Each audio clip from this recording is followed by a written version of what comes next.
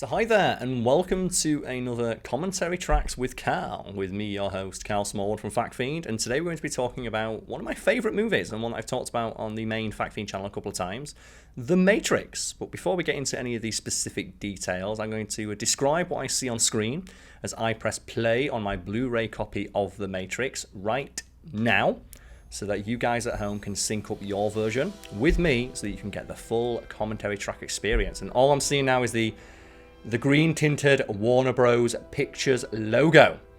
And right off the bat, I want to say big props to the Matrix series for keeping and committing to that everything about the Matrix is green idea. Something I'll no doubt talk more about in the future, further into this commentary track. But right now we have the text, the iconic Matrix text, and as far as I can tell from all the research I did prior to this commentary track, there's no real meaning to that. It's just numbers and letters, some of which are reversed, interspersed with Japanese katakana. There is no real meaning to it, it just looks cool. And as we lead into this scene with the amazing Carrie Ann Moss as Trinity, I'd like to point out that everything you're about to see Carrie Ann Moss do, she did for real. They did have a stunt woman for her, but the majority of the stunts you're about to see near enough every actor do was accomplished for real by the actor at the behest of Yuen Wu-ping, the choreographer who didn't want to work with actors and stunt people. He wanted to work with actors and make them do their own stunts. So there's a handful of scenes where they did get a stunt person in for something that was like too unsafe for the actor or actress to do. But for the most part, everything you see them do, they did for real. And that's one of the reasons I really respected this. I respect this film, I should say, as an action film. Because let's be honest here, The Matrix is an action film. It tries to have all these heady philosophical themes, but it largely falls flat when trying to deliver on them. So they'll probably talk about when they come up. But first we need to talk about this action scene, because straight off the bat, character introduction, it's so strong. It's like this panning shot of her face in that outfit as well, which was constructed very cheaply out of PVC. And a lot of the outfits in this film were made on the cheap. And when actors turn up wearing them, I'll talk about how they realised the effects so cheaply. But with Carrie Ann Moss, it's just PVC. Styled to be as tight and form-fitting as possible. And yes, it was incredibly uncomfortable for the actress to wear, and it was very sweaty. And something you can look at when you see the agents here is that they're wearing the same outfit, which is pretty obvious symbolism. If anyone didn't catch it, it's that the agents are all the same. They're mass-produced. They have to have distinct faces because that's a human thing, but everything else that's not distinctly part of their human visage to blend in is identical. Right down to the smallest detail, like the tie pin and the actual shirt style and all that good stuff. But yes, here it is, one of the most parodied scenes in cinema history, the spider kick. And you know that a move in an action movie is fucking rad when it has a name. Like, when you have a move that they give a name to, that shit is rad. And Trinity has a number of signature moves. And instead, she's got signature moves like she's a fighting game character. She has the spider kick and then later the scorpion kick in the second Matrix movie, where she throws her leg all the way over the back of her own head and whips a guy in the head with it. Maybe that's in this movie, I'm not sure. I'll have to keep an eye out for it. I know Trinity has a number of signature kicks. So I did all my research prior to this, but it's been a few months since I watched The Matrix all the way through. So The Matrix is one of those movies that I try to rewatch every year because I love it. And while we're watching this scene here, one thing I want people to keep in mind is that while it seems quite standard fare for an action movie today, like all this parkour and running and gunning, this movie was revolutionary. And I think it's a skill that I think more people need to have in regards to media, is the ability to judge media and view it through the lens of the time period in which it was released. Because while all this slow-mo parkour stuff seems pretty generic, this movie was groundbreaking at the time, and the reason why this is in near enough every action movie today is because The Matrix established it as a thing audiences like and want to see. It's worth pointing out that while this was quite groundbreaking and revolutionary for Western cinema, Hong Kong action movies have been doing this shit for decades at this point, with all like the wire work and the like insane martial arts bullshit and the gunplay. And you even have what I'd like to think is a nod to good old John Woo coming up in a second here, where Trinity does a double-handed dive through a window down a flight of stairs holding two pistols, because that's a very John Woo thing to me. Or maybe it's just a Hong Kong action cinema thing, but I can't not look at this and not see John fucking Woo. Oh, just that nice rack shot there. And there it looks like a clock. And this is something, if you don't want to hear me talk about point out the obvious and more subtle symbolism of this movie, maybe shut off the commentary track now, because this film is full of that shit.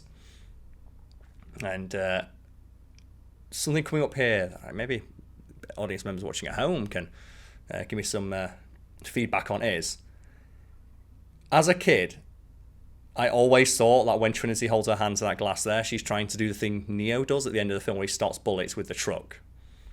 Now, I've never been quite sure how to read that scene and whether or not it is Trinity trying to slow the truck down with Matrix powers, or if she's just scared. I've never been quite sure how to read that, but there he is, like good old Hugo Weaving. Reportedly enjoyed this role a lot. Had a lot of fun with it, and based a lot of his mannerisms, and particularly his voice, on that of a 1950s newscaster. And he was affectionately referred to as Walter Cronkite, a famous American newscaster by, I believe, Lawrence Fishburne, who found his mannerisms quite funny during the scene in which he's interrogating him. Yes, look at those special effects. And something you'll see here is you'll notice that the screens, this computer, is green. Because if you're quite young or you just don't remember, this is what computer screens used to look like. They used to have that weird and distinct green tint to near enough everything that you saw. And something they did when making this movie in post-production is they added that same green tint to everything you will see within the Matrix. Every scene set inside the Matrix has a distinctive green tint to it. Something that actually took out, I think, on a DVD version of the film, they tried to clean up the look of the film. And they didn't realise that the green tint that was placed over it was deliberate to indicate that a scene is set within the Matrix. And the Blu-ray version that I'm watching had to restore that. And that's just one of those things that just speaks to why creators should probably have a hand in special edition and re-releases and stuff. So that kind of messaging and thematic reasoning behind creative decisions can be maintained. It's Follow the White Rabbit. So another bit of obvious symbolism there, the Alice in Wonderland, like follow the white rabbit into dreamland, but it's the ironic thing is that you are in the dreamland, you need to escape. And shout outs to just the costume director here, Kim Barrett, for what would a nerdy computer hacker wear? Oh, an oversized baggy t-shirt with his hair looking like shit. It's like, that sounds about right. And you'll see Neo's door number there, 101. Neo, an anagram of the One. And I love that they have something like that, like 101, the One. And then this guy says, you're my savior. Alongside this bit here, this book he picks up, Simulacra and Simulation, by the French philosopher Jean Baudrillard, which is a really dense, heady philosophical textbook about the concept of hyperreality, on which much of this film's concept is based. And the idea is that just within, I'm probably going to butcher this explanation, but we've explained more in a video, but it's essentially just, it becomes more difficult to distinguish between reality and what is referred to as hyperreality, the more intricate and deeply we align ourselves with things like media. And you can just see all the text, all the dialogue here refers to that. You know, that feeling that you're asleep and awake at the same time, or you need to wake up, man. You need to unplug. You have it right there, look. When he quite literally unplugs later in the film. But for anyone curious about whether or not Jean Baudrillard thought anything of the Wachowskis taking, his most important piece of work and adapting it to this film, a rare interview he gave where he was actually quizzed directly on what he thought about The Matrix. he simply responded, "The Wachowskis do not understand my work." And like, I adore the Wachowskis. I think The Matrix is an incredibly important film, but that is a scathing just review of their ability to adapt what they thought was an interesting piece of philosophical concept. And one of the things we have in this scene here is you see a lot of people all dressed in leather and weird S&M gear. These are all real people. Of course, they are their actors, but they're real people. They went to a local S&M, like hardcore heavy nightclub in Sydney, and just got the people there and asked them to turn up for this scene in what they'd normally wear for a night out. And they did the same thing for the second film, I believe. And you have just a little moment where Neo recognizes Trinity and is like, "Oh, you're a hacker as well."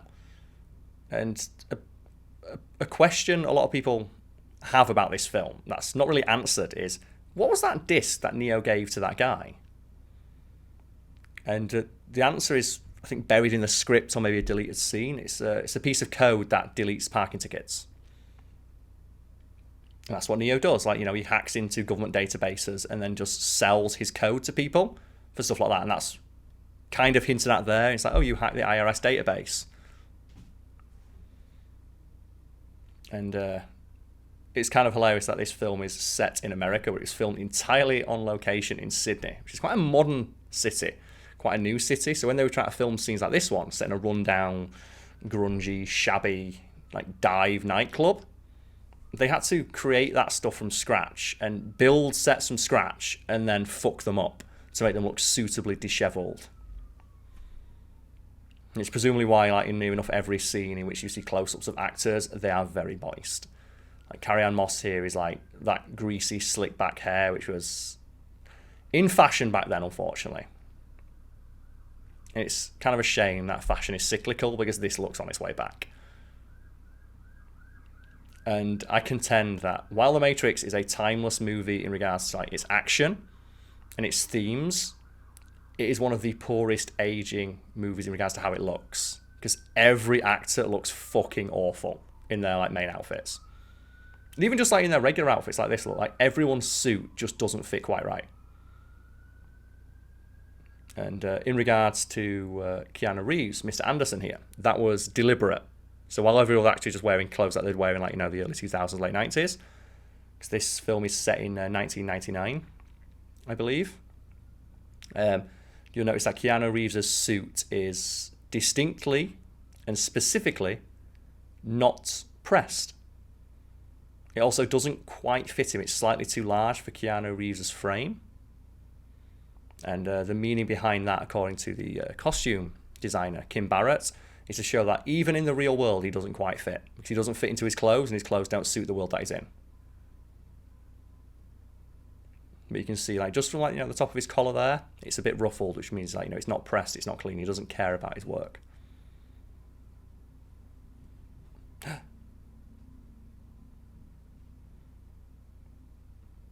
And in regards to that green tint I mentioned earlier, people who watched the Fact Fiend video on it probably know this, but I'll clarify it now if anyone doesn't know that. All the clothes as well have a distinct green tint to them as well. And that wasn't accomplished with the post-production green wash that they did. It was accomplished practically. So the green tint in this film is accomplished both practically and digitally in post-production, where they took everyone's outfit, who is set within the Matrix, and they washed them all with green dye and then clean that green dye out so that there'd just be a hint of green left in every single person's outfit. So you'll see there that Keanu Reeves' jacket has just a distinct shade of green to it, despite the fact it's supposed to be a grey suit. And that's because they got his suit, they dyed it green, and they washed almost all of the dye out. And it's the level of effort like that is why I appreciate this movie so much. As I said, aged poorly in regards to the way everyone looks, the heady philosophical themes they tried to go for, it was they fell flat trying to realise them. And in a way, I kind of appreciate that more, that the Wachowskis really tried to bite off more than they could chew and think they nailed it. which is why like the Matrix sequels just get progressively more just up their own arse. Like the Wachowskis slowly crawled all the way into their own arse in regards to like the heady philosophical stuff they introduced in this movie, rather than doubling down on the action, which is the thing people actually cared about and it's the thing they actually handled well, largely as a result of Yuen Woo-ping's work on the fight choreography. If anyone thinks I'm being unfair to the Wachowskis here, I invite anyone to go check out their later work where they weren't working with legendary fight choreographer Yuen Woo-ping. And this is just a really cool scene of itself as well. Like, if anyone ever played like the Enter the Matrix video game, like Path of Neo, I think it is, they have this scene in the game and it's really fun. And they do manage to blend all this stuff together. Dun. And all this stuff's set up earlier. It's you see the guys outside the window cleaning, but then they disappear. And like, there's multiple theories about why that's the case. Like, one of them is that those guys were the agents, and that's why they're no longer there. Or they were agents, or they were operative placed in there by Morpheus to place that there so that Mr. Anderson could escape.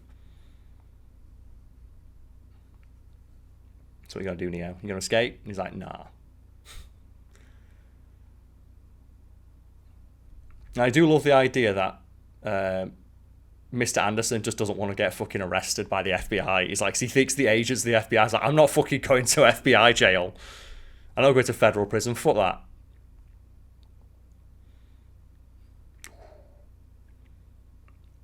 And I really have trouble with scenes like this because I'm not the biggest fan of heights personally. So watching scenes like this makes me incredibly uncomfortable. I think that's quite a popular thing for a lot of people. And the other one is I'm really bad with scenes set underwater. And I'm not sure if anyone else does this. Like, maybe let me know in the comments or what have you. But when there's a scene set underwater, I have to hold my breath for every moment that the scene is underwater. And I really don't. And I feel really uncomfortable if I can't hold my breath long enough to have survived, in my head, the scene. So we have the green tint again, and the concept or the idea of just individuality being stripped away, just multiple versions of the same thing. And that's like, a huge part of this film is that the concept of individuality. And you see it here opposed by the agents compared to Neo. You see now, like the thing I mentioned earlier of how just ill-fitting Keanu Reeves' outfit is in comparison to the agents, who are wearing ill-fitting outfits, but that was the style at the time. Their green file, just green, the theme of the Matrix. Everything is green. Like, once you've seen it, it's one of those things, once you point it out, you cannot unsee it. Just like this moment coming up here where I believe they look at Neo's passport, and his passport runs out on 9/11.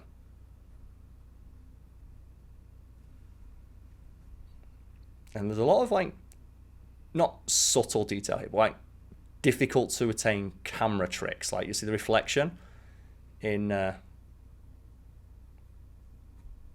almost forgot his name now, just so, like, entranced by his voice. But, yeah, you'll see, like, the reflection of Keanu Reeves in... God, sorry, it's just his voice. In Agent Smith's glasses there.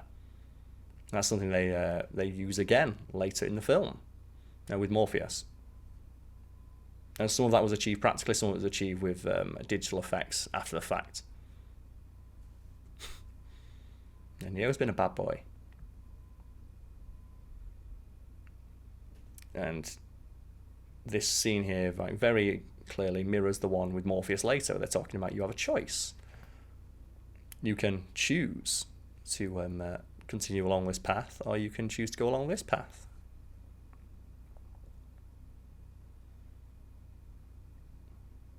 And the removal of the glasses there, there's so much meaning behind that. It's like he takes off the mirror, the shield, to look into Neo's eyes, even though there's no humanity behind Agent Smith's eyes. But he thinks that that's the thing that'll connect with him.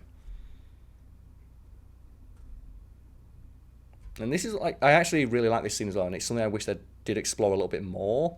Because once Neo breaks out of the Matrix, they never really talk about how they're perceived and how their actions are viewed within the real world, quote unquote, within the Matrix.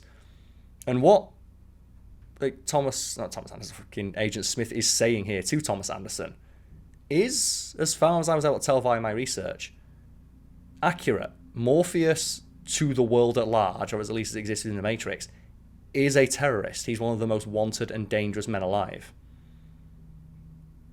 Like, he's the equivalent of like digital Bin Laden. And they never really explore that idea after they escape the Matrix. Also, this is not a real thing. The idea of getting a phone call when you go, like, your one phone call, that's not real. That is a trope invented by Hollywood. You're entitled to as many or as few phone calls as the people holding you feel that you are entitled to. You're entitled to a lawyer, but that doesn't mean you get a phone call to call them. They can just call in. You tell them who your lawyer is, and they call them in. That's an article I wrote for Today I Found Out, where it's like, it's having a phone call is a right, and like any right, that can be withheld to people who've been arrested or accused of crimes. But films like The Matrix, where they say like, give me my fucking phone call, like, that's not a real thing. This was a terrifying scene to watch as a kid as well. Like the effects of like the instant that they take off the like, that's obviously a practical effect of Keanu Reeves' mouth, but that initial like digital thing of his mouth really scared me as a kid. Now, this thing as well was also fucking horrifying to me. And like, the digital effect, they don't hold up entirely, but the acting here more than sells this as real. Or should I say, like, the non-acting from the agents.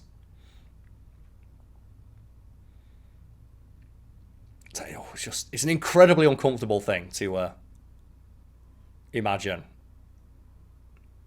And you see a great example here of the blending of the digital and the practical. It's like the initial crawling worm digital tracking device thingamabib is digital, but then it's like, they sell it, they cut away and they cut back, and they cut back to a practical effect of it wiggling around. So it gives you something like physically for Neo to act against, or I guess react to. So everything's green. Even his phone's fucking green. Who gets a green phone? This is also a thing as well of another just frustrating Hollywood trope. This line is tapped, so I only have a few seconds. It's like when a line is tapped, the authorities know instantaneously. They don't take time to track a phone call. They know within seconds. At the instant you pick up the phone, they know where the other person is. But that doesn't really play well for movies where they want to add tension and drama. Because if he picks up this phone and then you just had agents immediately shooting Morpheus in the back of the head because they knew where he was, that wouldn't make for a very exciting film.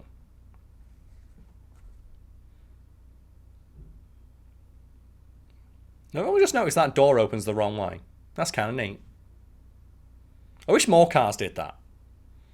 I like the... why would you just pull a gun on him straight away? But I wish, like, the Lamborghini wing doors. I wish more things had those.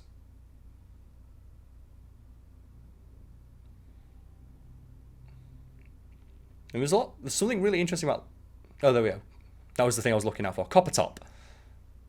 Where we think, what is the meaning of that particular insult? Copper top. It's a reference to the Duracell battery that Morpheus holds up later, where he says that you are nothing more than this. He holds up a Duracell battery with the copper top. It's just another little bit of world building, and that's what they refer to people who are still trapped in the Matrix as. Batteries.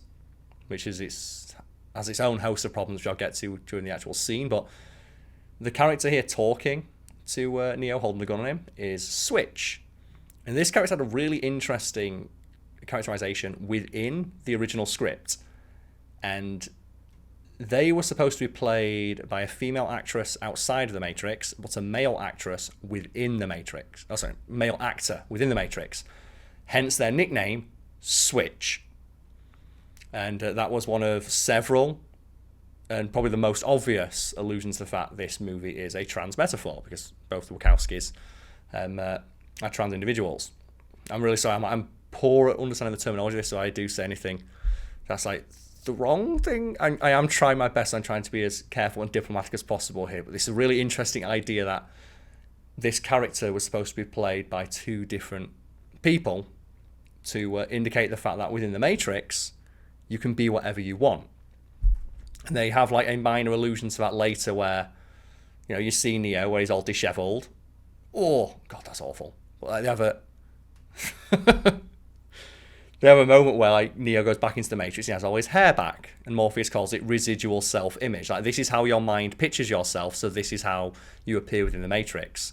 And Switch, being a character who switched genders fluidly between the real world and the Matrix, was supposed to be an allusion to that. And it's supposed to be a pretty on-the-nose trans allegory. And it was cut out of the script by Warner Bros., who thought it would be complicated for people at home to understand. And that's just one of those little details that you hear and you go, yeah, the bar is so low, and yet people still try to tunnel under it. It would be difficult to understand that some people just feel differently inside and would prefer to present themselves a way that does not conform to what society expects of them. But whatever. Here's the man himself, the man of the hour. And those glasses on Lawrence Fishburne's nose, I think it's very important to note that Lawrence Fishburne was asked many times, did those glasses stay on during fight scenes? And he always said, yes, they did. As you see, they don't have any, I don't know what you call the thing that's attached to the ears, but they just no clip on to the end of his nose. And they supposedly stayed in his face during all of his action scenes. And the sunglasses are a very important thing in this movie. And for a lot, I can't believe they just directly caught. And this is, so I love The Matrix, but I really wish that the Wachowskis had just an editor who looked and went, we fucking get it. We fucking get the point you're trying to make. You don't need to hit us over the head with it. Because they simultaneously try and do stuff that's really subtle and understated, and then just say, you feel like Alice tumbling down the rabbit hole. It's like, we get it. In regards to the glasses, they were made by a bespoke glasses manufacturer, and supposedly companies like Ray-Ban bid to create the sunglasses for characters in this movie. And the Wachowskis very sagely realised that individuality is a huge part of this movie's message. So having all the characters wear glasses that anyone could buy or off-the-rack clothes would directly contradict that message. So all of the clothes and outfits and the sunglasses are bespoke and created specifically for the character wearing them and to represent their personality and ideology. And that can even change, like you have with Neo, where his outfit changes multiple times, where it goes in the second movie it's more monk-like to represent his ascendance to be more of a religious-like figure. It is everywhere. And this is a scene I think they had to include, again, at the behest of Warner Bros., because they were like, no one's going to understand what the Matrix is. You need to have exposition. And a detail that someone broke down is that Keanu Reeves, before he wakes up, has about 80 lines of dialogue, 40 of which are questions. He spends 50% of his time on screen in the first scene, his first few scenes, asking questions, acting as the audience surrogate.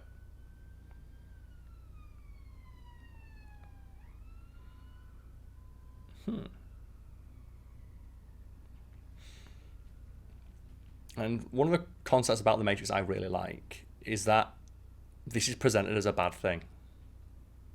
Because I probably will talk at some point about the Animatrix, probably doing one of the other long dialogue scenes, but that basically explains that humans fucking had this coming. But here we have another one of the most iconic scenes in cinema. It's like this film has so many iconic scenes.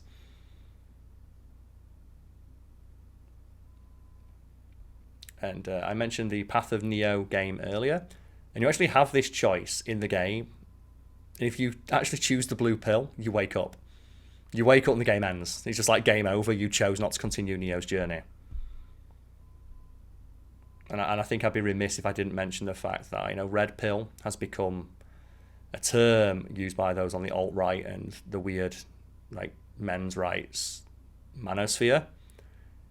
And I think it was Lana Wachowski, in response to some shitbird alt-right commentator saying, "I've taken the red pill," simply responded, "Go fuck yourself." It's like when the creator of the term that you're trying to use like outright refuses to acknowledge its legitimacy, you should maybe think about getting a new one. And one thing that I like is that everyone here has nicknames. Something like APOC, Morpheus, Switch, Trinity. And the aforementioned bespoke glasses manufacturer created all of their glasses based purely on those prompts. And the Wachowskis were so impressed by that for like subsequent movies, they brought them in and gave them like basically the back of a house in like a bespoke glasses manufacturer and said, "Okay, you just sit here for the entirety of production and make sunglasses for characters. Like every time we introduce a new character who's going to wear sunglasses, you make their sunglasses."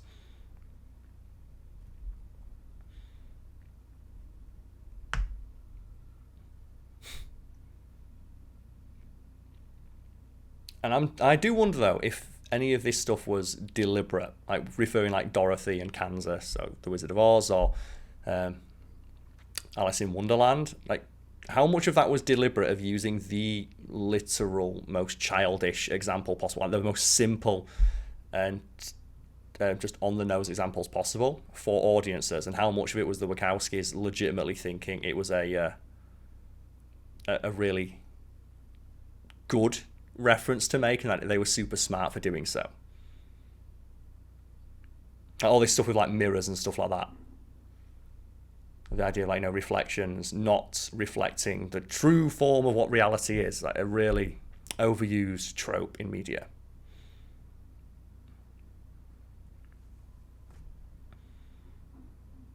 And it's what I think makes these movies so interesting to talk about and go back and watch, especially as someone like myself who's really, really into breaking down media, discussing what it means, how it's constructed,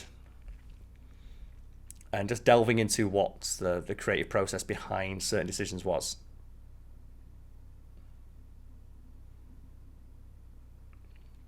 And I do think it's kind of strange that you look at a scene like this and you just think, how does this look no better than Robert Patrick T-1000 CGI nearly 2 decades earlier?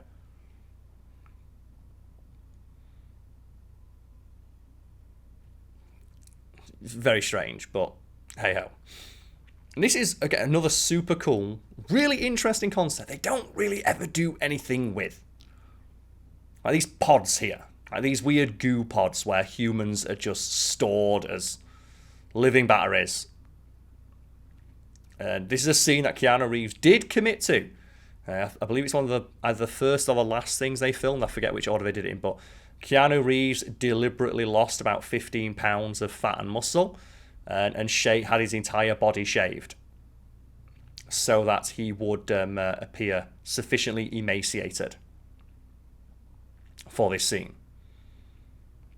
And this is such a fascinating idea. So and I was always frustrated with later Matrix movies, especially the newest one, Matrix Resurrections, where rather than delving into these like really horrifying, let's be honest here, sci-fi tropes, like this post-apocalyptic world where machines have reduced humanity to a resource to be farmed, and like they make passing reference to it in this film, like they talk about how Morpheus has seen the bodies of the old melted down and intravenously fed to babies.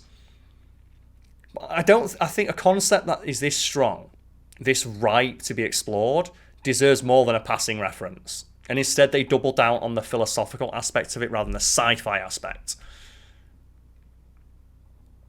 But then again, like watching the Wachowskis' like attempts at sci-fi don't really give me much hope they'd have handled those concepts any better themselves. So I think it's Jupiter Ascending that they made, where that also has a really interesting like sci-fi concept, which is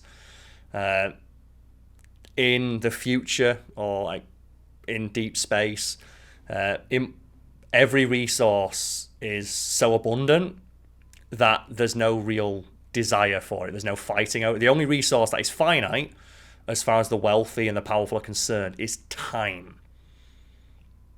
And that's what they fight for. Like, that's what they're trying to do, like achieve some semblance of immortality. And that, again, is a super interesting sci-fi concept, and they just fumbled the ball so hard. Like, they don't even... It's not falling at the finish line. It's like the starter gun went off and it shot you in the back of the leg. And then you fell over and shit yourself, but it happened on national TV. So, while that concept is one that I adore, the handling of it is so poor I cannot recommend that film to anyone watching. I would recommend The Matrix, though. Because while these super interesting sci-fi concepts aren't really explored all that much, at least they're not ruined. Except for in, I think, the Matrix Resurrections, where they kind of try to explore them, and then it's just not great. Like in the Matrix Resurrections, they talk about how, after everyone woke up, the machines had a civil war, and they literally have one CGI slow-mo shot of the war and then never explore it again. So that they can instead focus on like Niobe's boring backstory. It's like, I don't give a fuck, show me the machine civil war. I don't know why that seems like an excessive amount of needles. You'll notice here in all these scenes, blue. So blue is the theme of the outside world. You never use them. It's a great concept.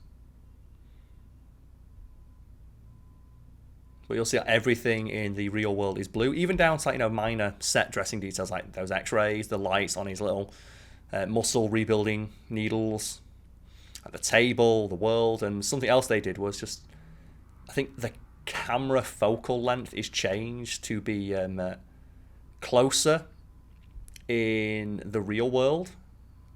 Sorry, it's the other way. So in the Matrix, it's like focus is closer on the actors. To distinguish or create like a distinct difference between the actor and the world in which they are. Whereas in scenes set outside the Matrix, it's like just more shot from mid-shots like this, where you can see the background. It's not as blurry, to indicate that reality and the actor are one and the same. And the world in which they live is the same. It's not distinct from the actor. I probably explained that poorly because I'm trying to half remember this, and there's a lot to talk about when it comes to The Matrix. I'm not sure how much of it I'm going to get through before the end of this, so I do apologise for anyone listening to this. It's just, like I said, it's one of my favourite movies. I fucking love talking about it, and I've already annoyed my girlfriend to death trying to explain these concepts. And she's like, Carl, I don't care. That's what I know she does, but she's not seen the film when I showed her this and was trying to talk through it, so I can see that being kind of frustrating. When? See it. Here we go. Exposition machine. Ooh. We don't know. And this is one of those things where it aged poorly for a couple of years and then just started to, and then became, it aged like milk, but then the milk somehow turned into fine wine, because for years people were like, the Matrix is so stupid of it saying that the real world, like humanity's peak was 1999, a couple of years before we discovered like broadband and 4K pornography. And then you get like into the 2010s and the late 2010s and then the 2020s. You're like, the Matrix was right. 1999 was absolutely the peak of humanity's achievement.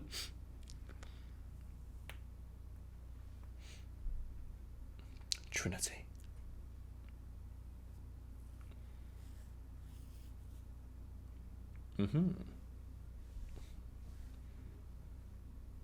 I will say, though, some of the nicknames people have are super lame.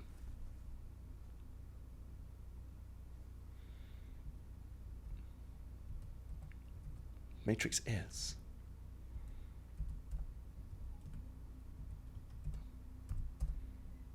Actually, even the chair's blue look. And every outfit, it's a light grey. Like a light grey blue.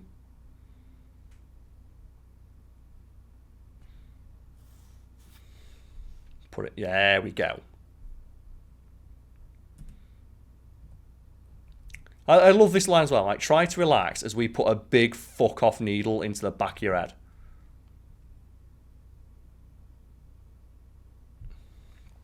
I love that. He's going to feel a little bit weird. It's like, it's the back of his head. You see that? Like, immediately, just we're sticking with the green theme. The green I'll stop pointing it out after this, I think. I need to stop pointing it out, because if I don't, I won't be able to talk about anything else. But this, again, was super cool concept. They do double down a little on this.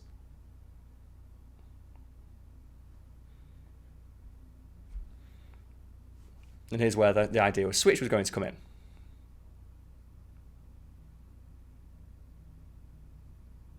And it's kind of shitty that WB stopped the Wachowskis from like putting that into the film,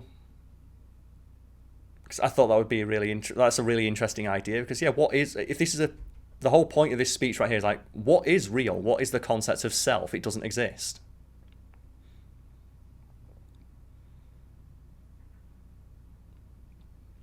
And the idea that, like, the chair that Neo sits in is just a little bit more beat up. One of those like little subtle things of, oh, that's the... How many times has Morpheus done this for the people that he's woken up? And how many of them needed to stay in that seat for longer than Neo did?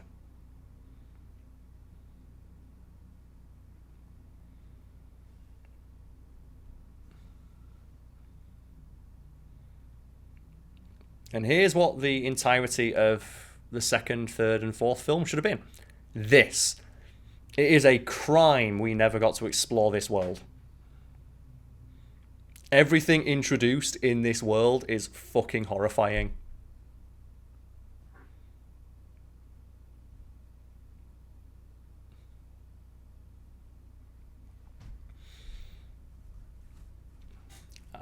And this is where the Animatrix comes in, which is canon. The Animatrix is canon to the Matrix films, and was written and in some cases directed by the Wachowskis, but also had like guest directors and animators and stuff coming in. And the short Cliff Notes version is that humanity built AI. The AI, because you say here, it's like we don't know who struck first, us or them. The Animatrix makes it very clear, humanity struck first. The AI gained sentience, asked for human rights, was denied and brutalized by society. The AI rebelled, created their own society in the middle of a desert. That quickly became the world's leading economy, which, because they had no wants or needs besides, like, improving their own lot in life, they all operated in a completely mutual and beneficial fashion to one another. Oh, I guess before I cover that, I'll keep going to the Animatrix. I'm going to get distracted, I'm sorry, folks. And then once they'd done that, humans got jealous because the AI were basically controlling all of human economy, and their currency became the leading currency, and they were basically the leaders in tech and innovation. So what humans did is they bombed the shit out of the machines. And the machines started a war with the humans and got super pissed, abandoned their previously humanoid-looking bodies in favour of these insectoid-looking ones as a mocking jab towards humanity of creating things that, humans instinctively feared. Oh, that's rough. But then this is where this comes in, actually. And then what the robots did, as a fuck you to humanity, is started experimenting on them and created machines that would do nothing but hoover up soldiers to experiment on them. And one of the great details about the Animatrix is that humans tried to blot out the sun to kill the AI. So what the AI did is they experimented on humans using the aforementioned Hoover robots, forced the humans to become the batteries, which is a concept I'll get to know why it's wrong, and then humans, realizing that they were fucked, tried to negotiate with the last remnants of humanity. The machines agreed to, met humans at the UN, sent in a robot delegate that committed suicide via bomb, killing all the humans that were left that weren't currently in a proto-matrix. And that's probably like, a pretty poor recollection, but you can find like the Animatrix on like the DVD extras, or the Blu-ray extras if you're watching the version that I am. And you'll see that the machines were 100% in the right. Humanity started the war and deserved everything they'd got, which makes the plot of the Matrix films really hilarious, because it's basically, a way I saw it summed up is humans being pissed off that the machines beat them at war twice and showed mercy, and humans' response is to try and genocide them all for a third time. In regards to the concept of like a battery, it's unclear. I couldn't tell from my research whether it is a change the Wachowskis made or it's a change that was made at the behest of WB. But early versions of the script said that humans weren't used as a source of energy, but as a source of processing power, because the human brain was, as a statistic you've obviously seen floated around, has like the power of like 1,000 supercomputers or something ridiculous like that. And the original concept in the script is that they were using humans as processing power. Basically, it's like, CPUs, and deriving power from other sources like the geothermal vents on the Earth or fusion or something like that. But supposedly that was too complex for the early 2000s, late 90s crowd watching. When they this trilogy came out, and it was changed to make them into batteries, which they keep in all of the related media to the Matrix, and it makes no sense, because if that's all they wanted to do, why wouldn't they just use bears or cats or gorillas or chimps or any other animal that doesn't have higher reasoning and brain function to the point it is able to rebel and kill you? And there's a few theories about it, such as the machines felt sorry for humans, and they wanted to at the very least give them a chance to exist in a facsimile of the world they created before they invented AI and became their aggressors. Or there are some versions that say the machines do it to mock humanity, to trap them in a prison of their own creation. But neither of those things are really all that clear, and I much prefer the brain power argument. And I did mention animals briefly there, because one thing you'll notice is that the Earth is completely destroyed. There is nothing left of the Earth. There is no remnants of humanity left. But there are animals and birds and things in the Matrix. And according to just behind-the-scenes info and interviews with the Wachowskis and stuff, all the animals in the Matrix are CGI. So quite literally, birds are not real within the Matrix, which means that within the world of the Matrix, some of those animals might act in ways that aren't to be expected, because how do the robots know, say for example, what a bird would do?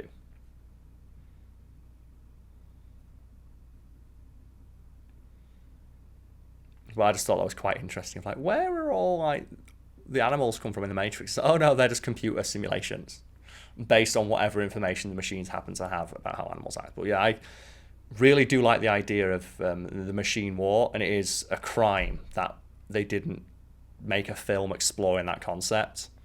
It's like the Matrix Resurrections just pays lip service to the fact that when all the humans in the Matrix woke up, or were given the choice to wake up, there was a machine civil war. And they have a 30-second scene showing it. It's like, why don't they show? That's such an interesting idea. Yeah, combat train, let's go. It's all done on weird future floppy disks.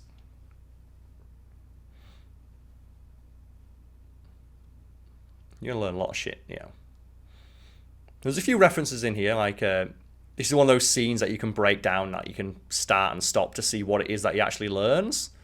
One of which is drunken boxing, as a nod to the fact Yuan Wu-Ping worked as choreographer on the Drunken Master series. And you see here, and while they go through all of the training programs here, I can talk about the fighting style of each character, because this scene here suggests that every person in the Matrix, or at least all the main cast, they know every fighting style known to man. But they all fight in distinct ways, and that's the work of the aforementioned Yuan Wu-Ping, who wanted each character's fighting style to be representative of them as a character, similar to the that line as well. I know Kung Fu. Similar to the glass manufacturer I mentioned earlier, where individuality is a very important theme in this film. So they wanted each one to have their own distinct fighting style. And I should probably point out as well the colour grading of this scene, where this breaks the established rule I mentioned earlier of scenes within the Matrix being green, scenes out of it being blue. You'll notice this scene is yellow, and that's to indicate that this scene is neither set in the Matrix or the real world. It's supposed to be like, a facsimile of both. It's supposed, like, he says there, it's the same rules as the real world, or it's the same rules as it's the same rules as the real world, but it's a simulation of the Matrix. It's both. And while you see these two guys kicking the living fuck out of each other, also this bit here, improvised by Keanu Reeves as a nod to the late great Bruce Lee, and they just left it in. Keanu Reeves just thought it'd be something that his character would do upon discovering how powerful they are. Like, someone would get cocky and do that Bruce Lee thing. They're something they remember from a movie.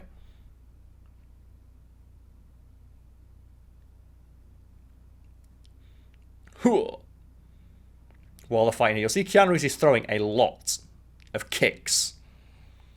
This is one of the earlier fight scenes that they did, because I'm not sure if I mentioned earlier about the numerous injuries sustained by the cast of this film. Keanu Reeves really hurt his back and had a fused disc in his spine, I believe, that prevented him from throwing many kicks. So what Yuen Wu-ping had to do is, because Neo, being the one, was supposed to have a very balanced fighting style, using all of his body. What he had to do instead was develop a more subtle fighting style that revolved entirely around punches and blocks and parries. Because he couldn't throw as many kicks as Yuen Wu-ping wanted him to. So you'll see him throw a few kicks in this film, but nothing as fantastical or as impressive, say done by Carrie Ann Moss. Whereas Morpheus has a more direct and to the point fighting style to represent the fight. He's been stuck in the Matrix for a fucking while. He knows. Keanu Reeves' fighting style is more, in this moment you see it's more show-offy, because this is what a person would realistically do if they learned every martial art at once. They probably would want to show off, whereas Carrie Ann Moss's is more lithe and agile and takes advantage of her more slender frame and flexibility. But you see it there, Morpheus, direct and to the point. Much like his character.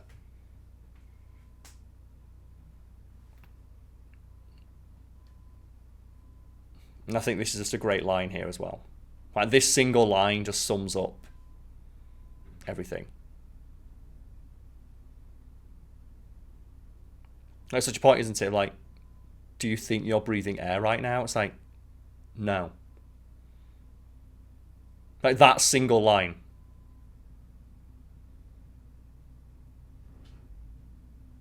And it's, you're still operating under the assumption of your human limitations, but you don't have them anymore.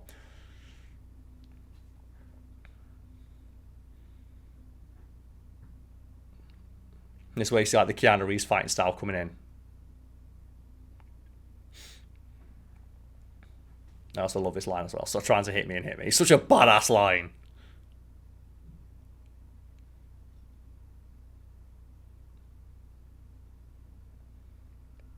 I believe this was also improvised by Keanu Reeves, the super show-offy, just arm flare with the "come on."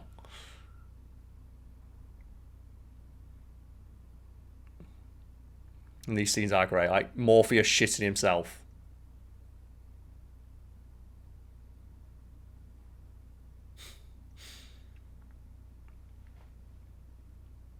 Well, a lot of these fight scenes as well.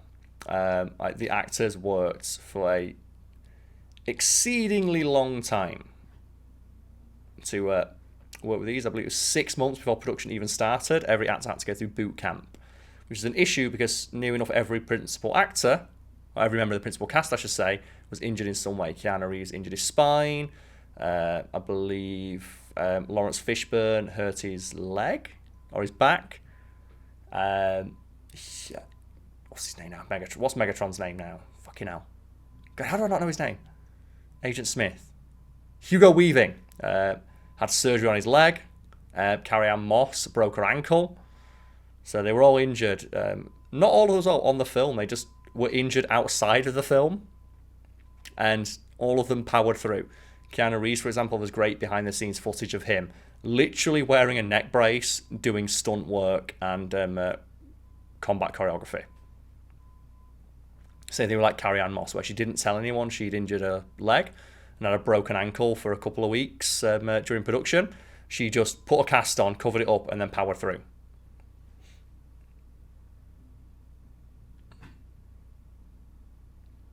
Thing is, though, I like to think that if I was on the Nebuchadnezzar, I'd probably do that for fun.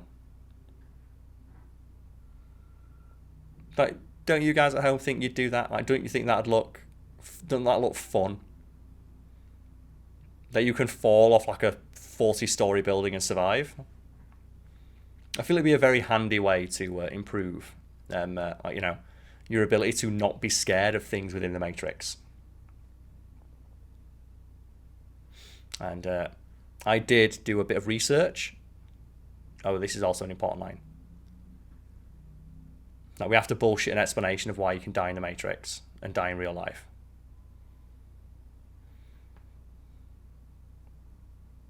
So I think they only need to say that they don't need to show him with an injured lip, because your mind thinks you're injured, so you're injured. It's like you can't burst a blood vessel by thinking about it very hard.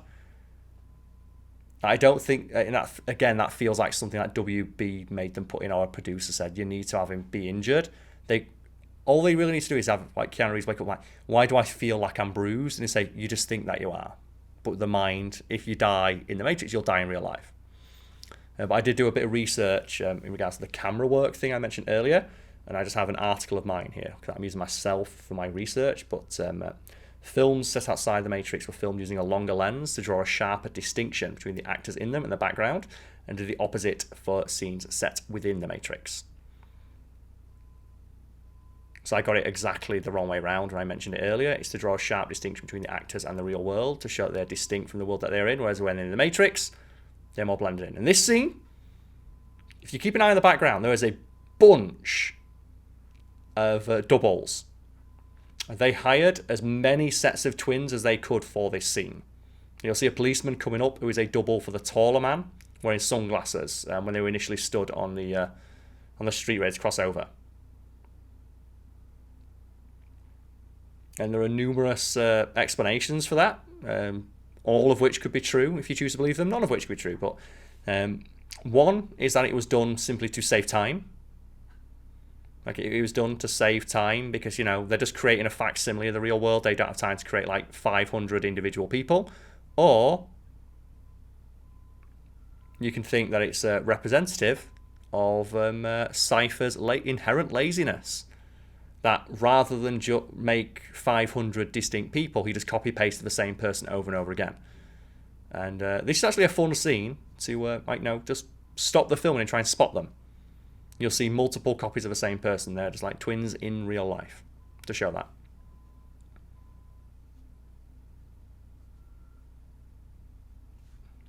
And here's the speech as well, which makes Morpheus out. And you can see at the front there, there's two guys in the black suit with the bald head. Twins.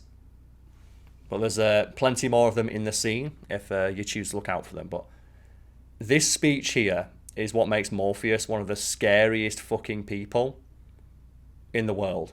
You can also see the camera behind Neo there. In the reflection of his glasses, you can see the camera. So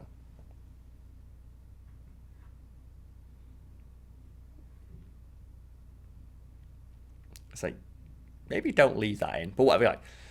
So when he's saying here, every single person within the Matrix is a potential threat, and therefore it's okay and justifiably, it's morally justifiable to kill them because they're a potential threat, is the same justification used by near enough every terrorist on Earth.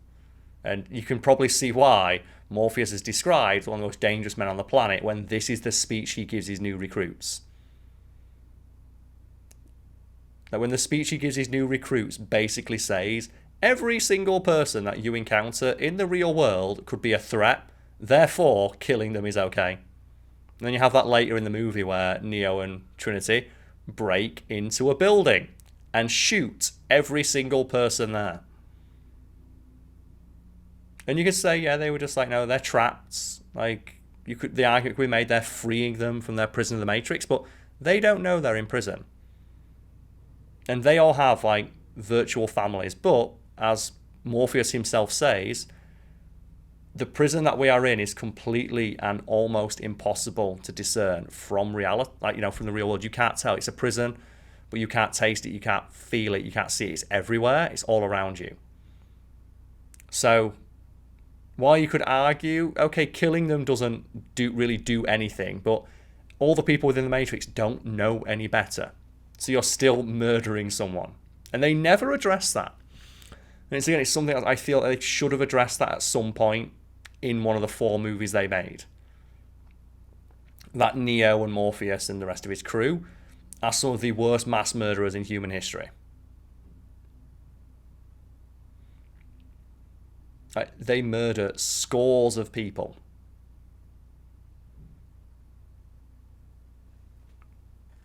And it's one of the things, I mentioned this film aging quite well, but I do think the idea of people walking into a building wearing black leather trench coats with guns and shooting everybody they see because they see them as being lesser than they are or the enemy is probably something that's not aged very well.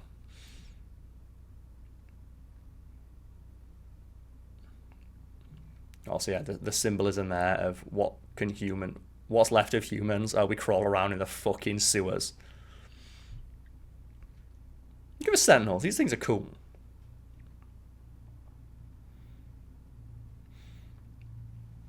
And I'm a big proponent of robots in fiction looking like that.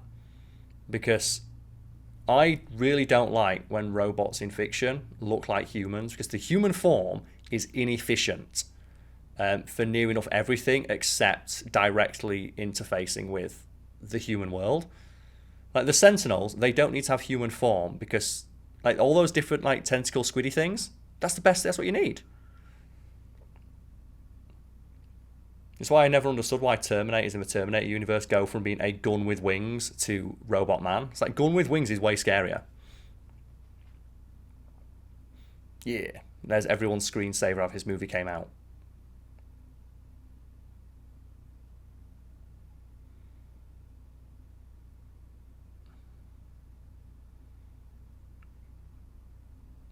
I like the idea as well.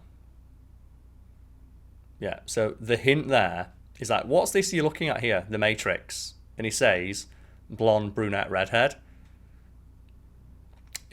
I guess it's subtle, but this is watching women shower or something like it. Not shower, maybe specifically, but he is watching 3 women within the Matrix live their lives.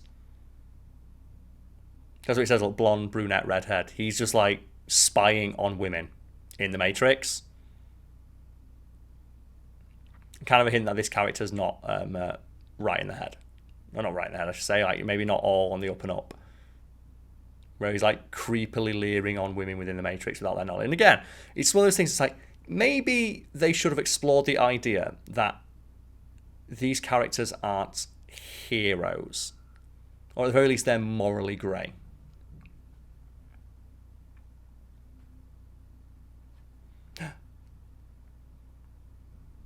And it's just something I feel like was underutilized and explained. Of just, why did you never talk about the fact you're murdering people? Or just one scene. Like, just one scene from the perspective of people in the Matrix of what it looks like when Neo, Trinity, and Morpheus walk into a building and just fire grenade launchers at everyone. You haul ass.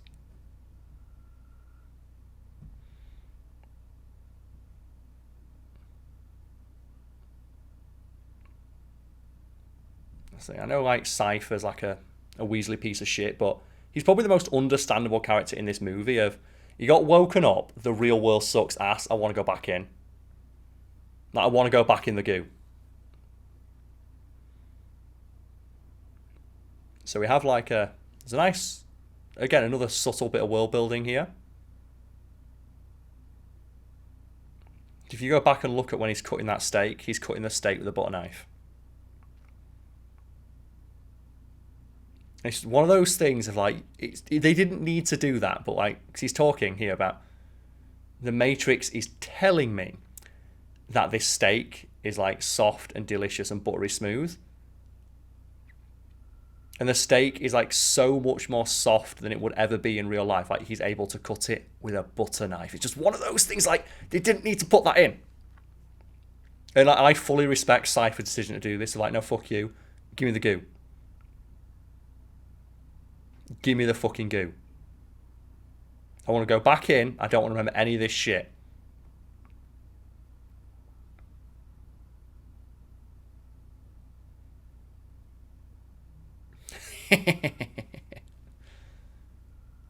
Oh, there it is.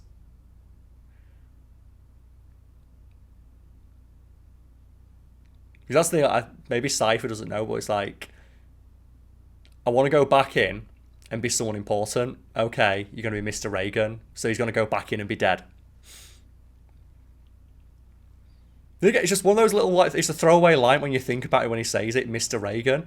And he doesn't get it. It's like, I want to be someone important, like an actor. So they're going to put him back in and just immediately fucking kill him. So, oh yeah, you'll go back in. You'll be Ronald Reagan's corpse. Shh.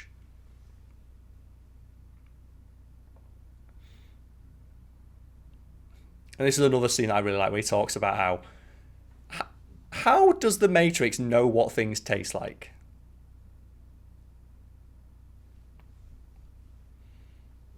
How do the machines know what it tastes like? It's a really good point he has. And these are the concepts I want explored more than the Wachowskis crawling up their own arse to talk philosophy or philosophy textbooks. The author of them explicitly said they didn't understand and should maybe not have talked about in their movies. So let's tell you the short. That's one of the most interesting lines in the entire film.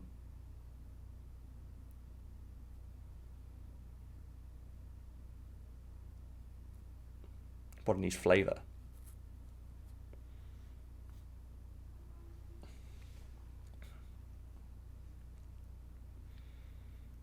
What a cool dude. I also love as well, like, they're playing down this guy's contribution.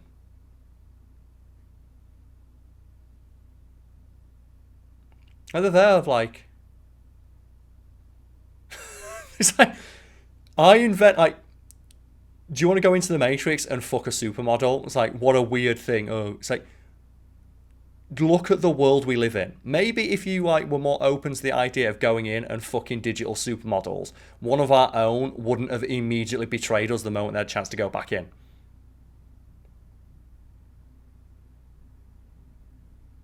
So maybe if they let people use the Matrix for more like frivolous ends, their crew wouldn't be like, you know, just absolutely sapped of morale 95% of the time and have a significant portion of them be debating actively betraying the entire team.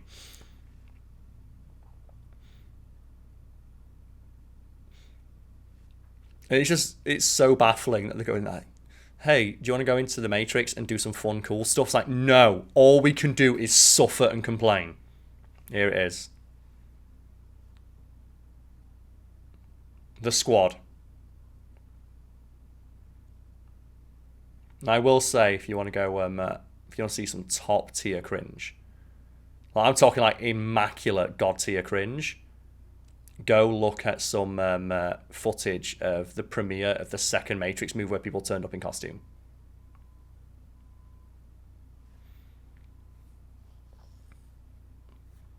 Get fucked. So Morpheus, this is why morale's important.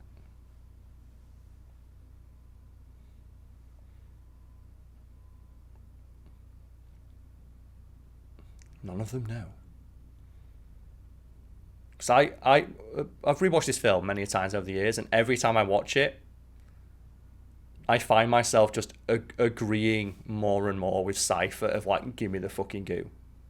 Put me back in. You know, mother, father.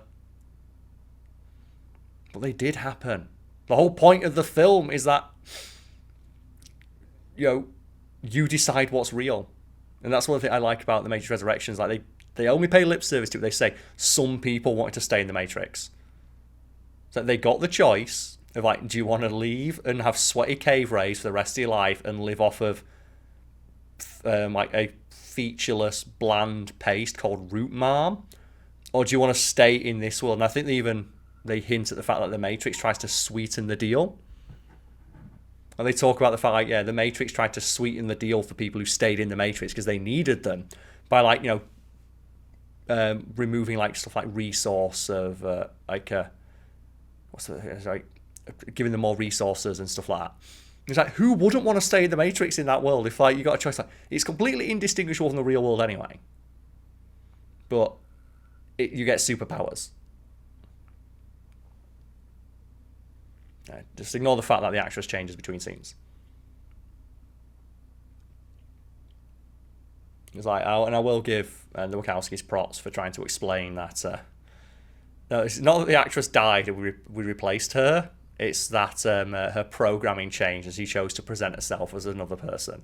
It's like, I get that they tried to explain it, but maybe they could have just brought in somebody else.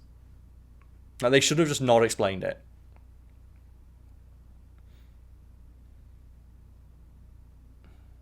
I also really don't like this thing. It's something you notice on multiple rewatches. Is that so much of this film is Neo asking people for a straight answer and then people telling him that he knows the answer to the question. So imagine how infuriating it'd be. Like, again, you find yourself agreeing with that. Oh, camera lens. You can see the camera lens in the reflection there.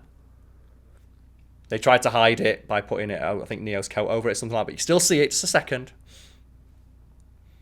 Well, imagine how infuriating it would be to talk to people like this of every time you ask them a basic question, they go, you know. It's like, are we here? You can answer. You can open the door and answer that question for yourself. It's like, fucking give me a straight answer, you prick.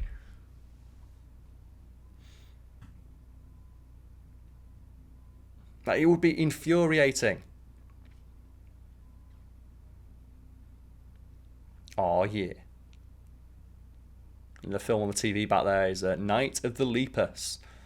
A infamously bad 1980s, I think, horror movie where a town is besieged by giant rabbits.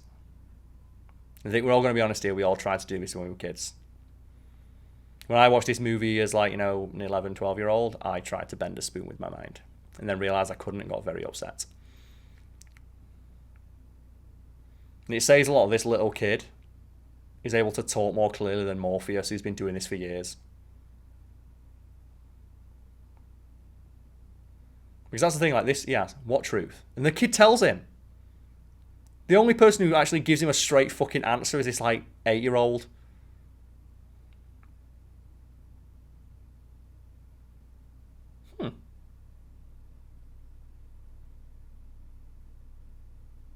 The only person who gives him a straight answer is this kid. It's similar to a similar moment in Futurama, where it's, oh, Professor Farnsworth's ship can travel at faster than light speed. And it's like, well, how is that possible? Well, it's not. So he built an engine that moves the universe around the ship instead. Because that's not possible. And it's like, well, yeah, it is. Shut up.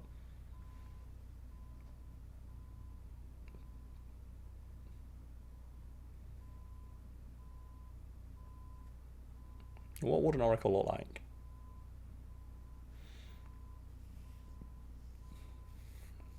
Also, I love that just every book is a phone book. You can see that they're in almost every scene set in the Matrix.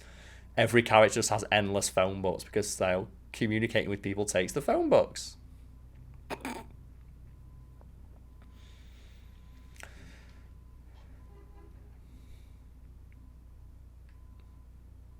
And here's a bit.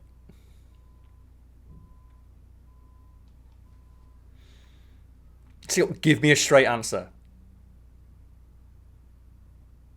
Like, just think about how infuriating this will be.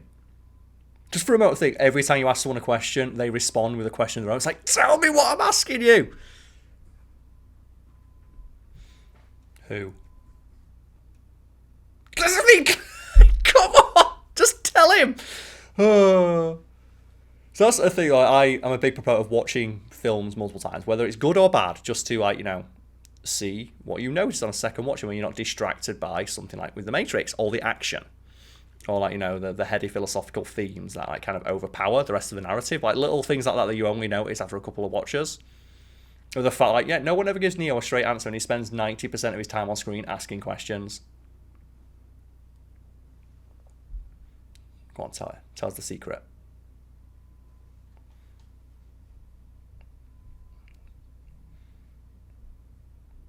Oh, okay.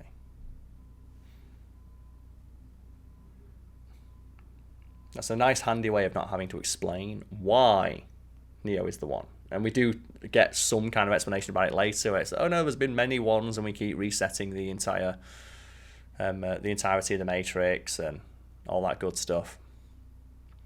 And like, this series just went off the rails. And I just wish it became just an action film. And you're not the one.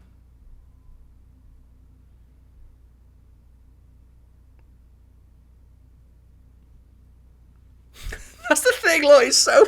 You already know what I'm going to tell you. It's like, no, I don't! It turns out, spoilers, Neo is the one, because he's called Neo.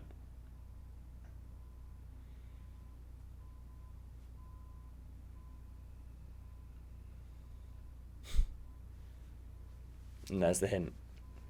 And they didn't really need to double down on any of this stuff, like, your next life. Maybe something like that, but yeah, when they talk about, in the next film they recast that actress, they have, I think it's Seraph is like the protector of the Oracle, the guy who looks exactly like Jet Li, and the reason that guy looks exactly like Jet Li is because that was originally going to be Jet Li. Oh, there he is again. Without him, it's like, fucking hell.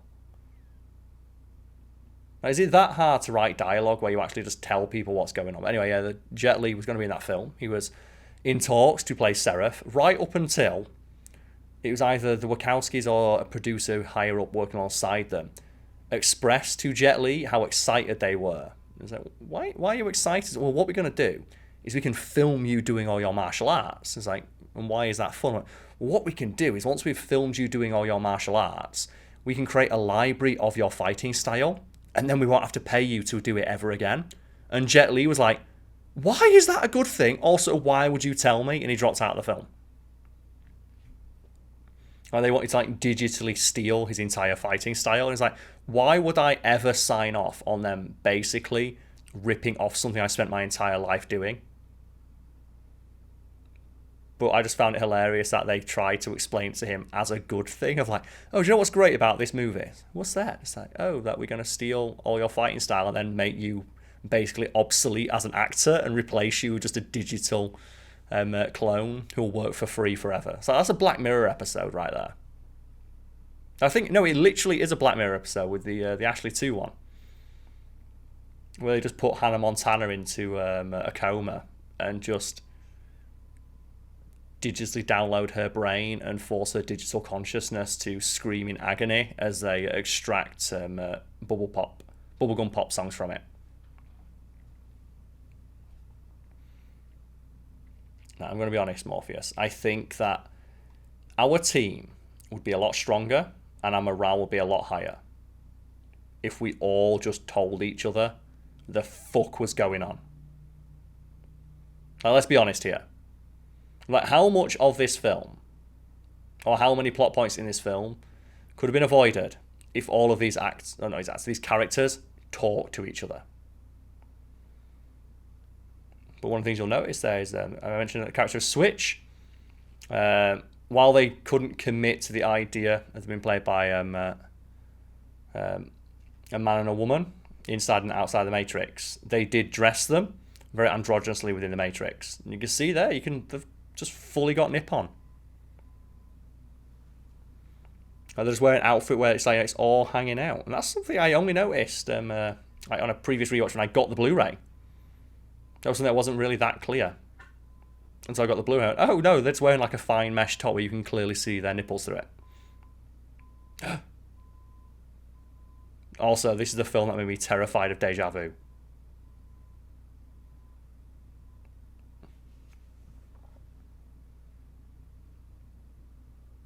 And chops to Cypher here for his like in-character acting chops of like, even though he knows what happened.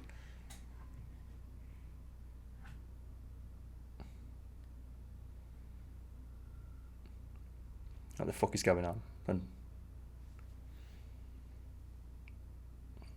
I guess I have to mention the fact that, there are plenty of people who watch this film and got obsessed with the idea that they themselves were caught in the Matrix, similar to the Truman Show, where people thought they were also trapped in the Truman Show.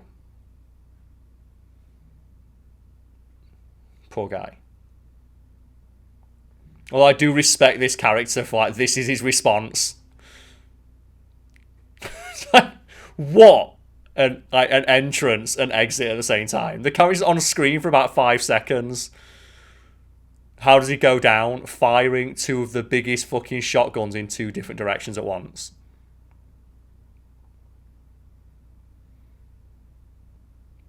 And I guess people are going to want me to comment on the fact the Morpheus cannon is on its way. Where Lawrence Fishburne decides, I'm just going to headbutt my way through a concrete wall. Which is kind of hilarious, considering that they explain, we are trapped inside this building by a brick wall, and then 2 minutes later, Morpheus kicks his way through a brick wall.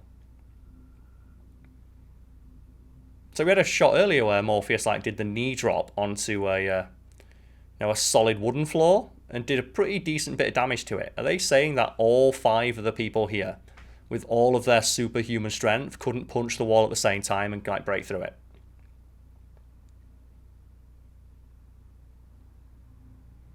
Why didn't he have a gun to start with? Did you not trust him? The Oracle getting shit news. That's the thing as well, the Oracle. Couldn't you have warned me about this?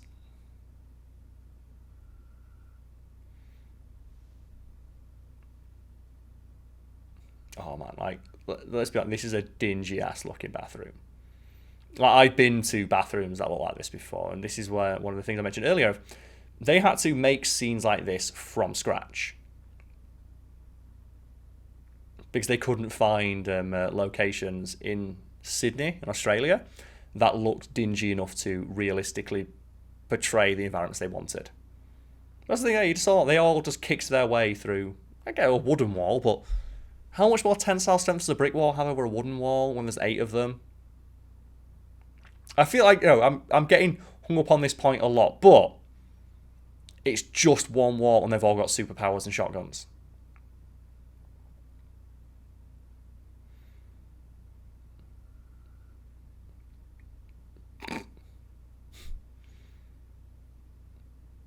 Also, this is probably one of the smartest police officers ever.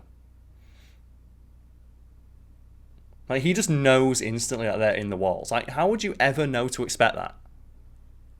Is that the guy from The Raid? Also, yeah, for everyone who's going to say, I think that's Aragon himself. Can't remember the actor's name off the top of my head, but I believe it's the actor who plays Aragon. Go on, Keanu Reeves. Oh yeah, Viggo Mortensen, there we go.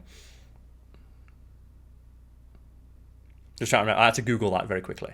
Don't worry, folks. Fuck yeah. Here he is. Right, Morpheus, you know what to do. Assume the formation. It's so good. Just nuts his way through the wall.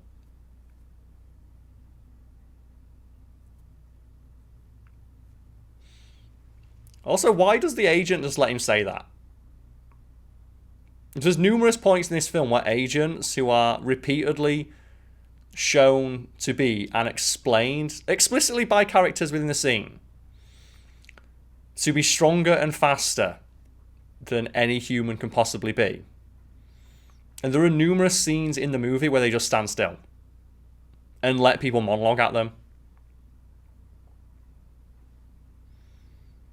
There's a bit coming up later. I think I worked out the math for it. And it's off. And it's the dodge this scene. Trinity points the gun at the back of the agent's head.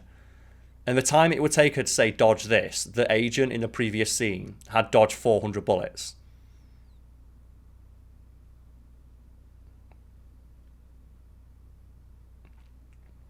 I do respect that move, though. I respect just going for the nut straight away.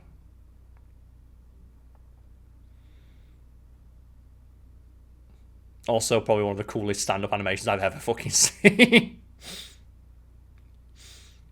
You fuck him up, Hugo Weaving.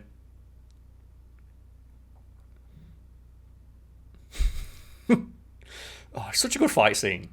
There he is, look, punching through the bricks. The same bricks that were keeping them all trapped. I know he's like an agent and stuff, but Morpheus seems like he's holding his own here.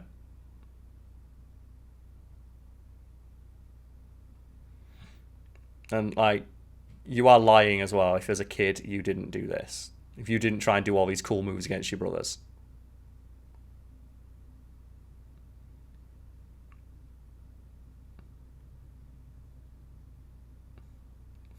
Oh, yeah. Like, shout outs to that one guy who Morpheus punched right in the balls. Like, good for him.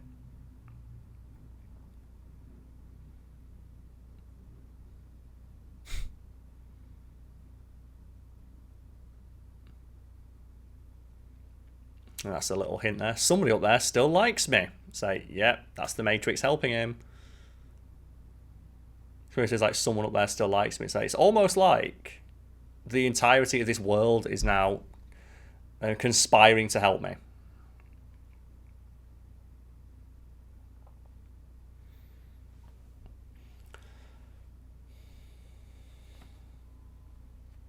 Fuck yeah. Like, Cypher is, like, just the best. Look at him go. I'm going to betray everyone.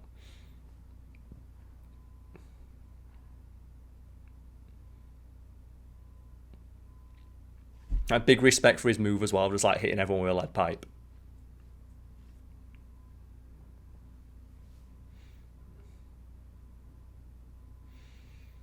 So I think he just gets a lead pipe and hits everyone. It's like, why is that such an effective thing? Oh, no, it's this. Okay. Oh, it's Dozer, I think, who hits him with the lead pipe in the back of the head.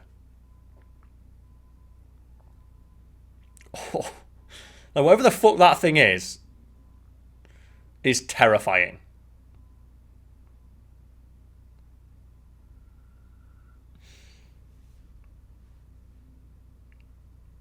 That's a terrifying weapon. And they should... Why did they go into the Matrix and take that with them?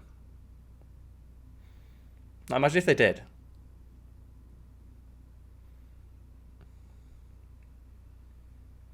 So they say it's like it's an anti... It's the last line if it's like anti-sentinel weapon sort of thing. Of, like, it basically a handheld EMP. But it hurts when you shoot people in the balls with it.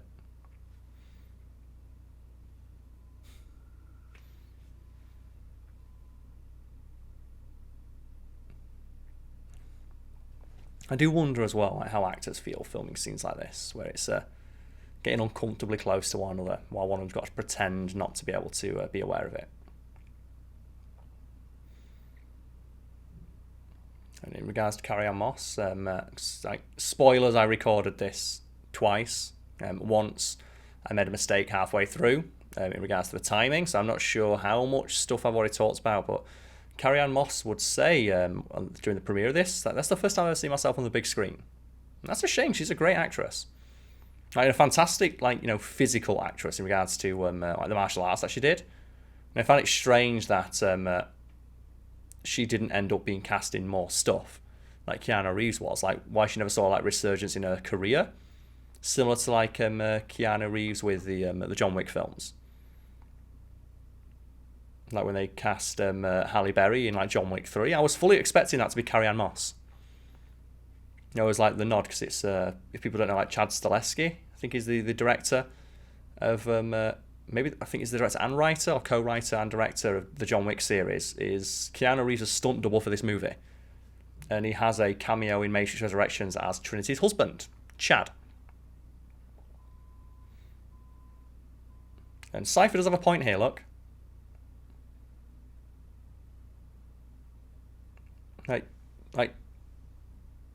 Like Cypher just highlighting the hypocrisy of, oh, at least when I'm in the Matrix, I feel that I can do what I want, whereas when I'm in the real world, I've got to listen to fucking Morpheus, a huge hypocrite who murders people.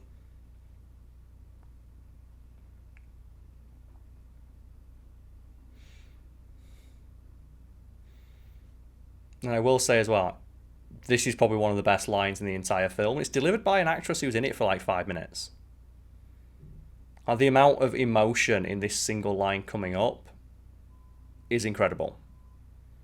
It's probably the best line in the entire thing. It's the best acting in the entire series.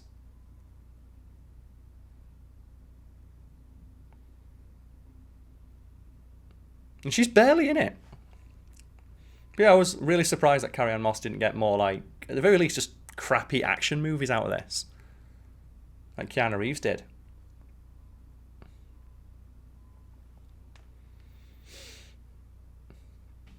And I love his speech.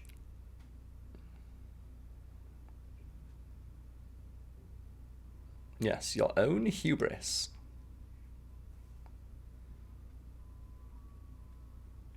There's actually a nod to that in a deleted scene or line removed from the script where Cypher, in the scene where he's talking to Neo, was like, you know, you're not the first person he thought was the one, right? He's like, what? Yeah, we've got like 8 people out of the Matrix and they all fucking died. Which puts this, like, you know, moment into context here, where Cypher has literally seen Morpheus say, this is the one, and they've died, and he's done it multiple times.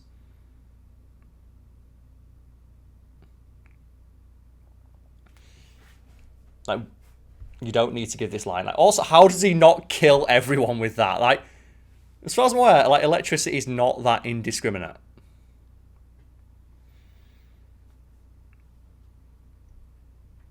And he somehow manages to only hit Cypher.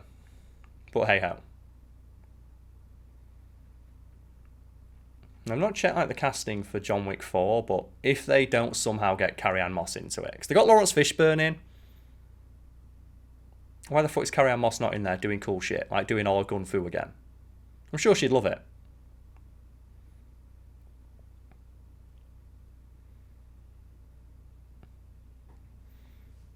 It's like, oh, here we go. So this scene coming up, this took 6 months of planning. Like the helicopter action scene took 6 months of planning to realise and accomplish. And one of the reasons it took so long is because they had to literally rewrite the law in Australia.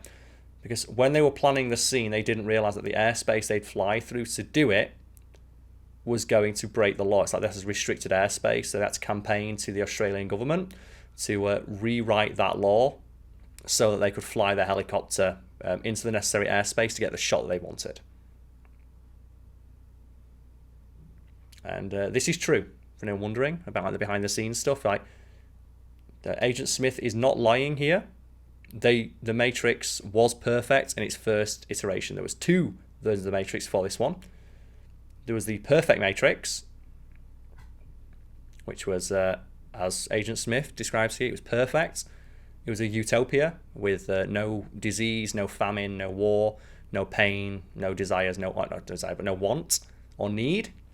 And humans rejected it. And there was the second one, tentatively named the Nightmare Matrix, which the machines base not on human history, but human myth and legend, which contains shit like werewolves and vampires, which is why the second film has vampires and werewolves in it. And some of those escaped deletion when they reset the Matrix for the third time to create this one, which is set in 1999, the supposed peak of human civilization before they encountered AI. And that goes back to what I mentioned earlier. The machines tried to be fair. Like, they tried to create a perfect facsimile of reality for humans to live in, and they rejected it. Then they tried to create one based on their most fantastical stories so they could live out their civilization's wildest fantasies as if they were real, and they also rejected that. It's like, fuck it, just put them in the 90s before they had broadband. That'll do. And I feel like a line like that makes more sense if you go back to the battery thing I mentioned earlier, where we talk about minds being used for computer power. Of like, yeah, they're going to hack into his mind. A line which makes sense, but makes more sense thematically if you know, or you are told, that the Matrix is using the human mind for processing power.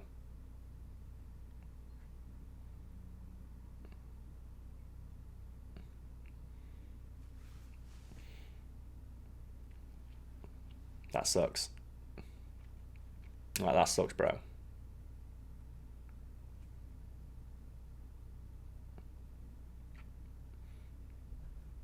It's what Morpheus would do.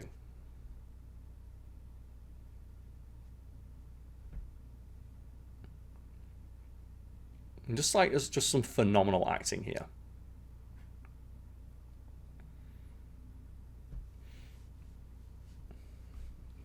Unless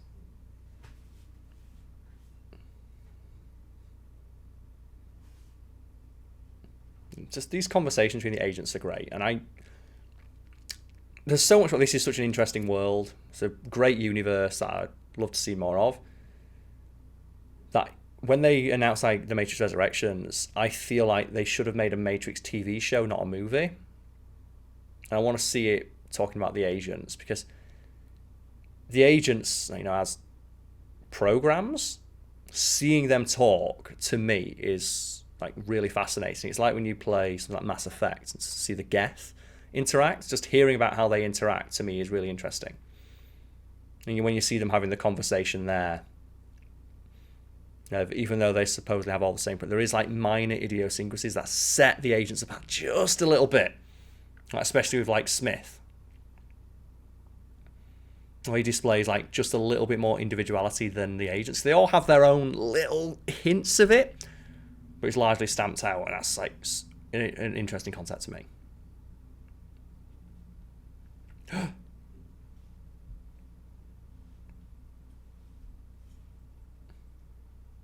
Damn right. Here we go. This is another moment of like, why? I can't tell you. It's like literally the fate of everything we know is at stake. Give me a straight answer. No. Such a frustrating writing technique.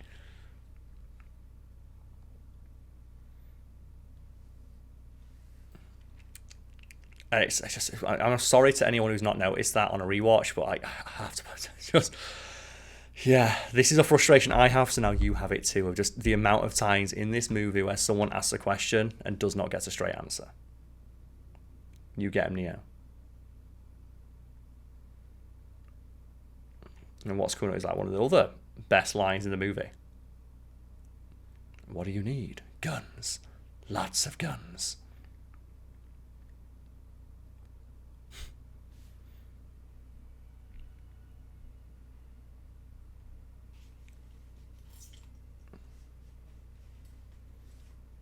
I also don't get this trope here of like, you're not coming with me. It's like, I know more than you.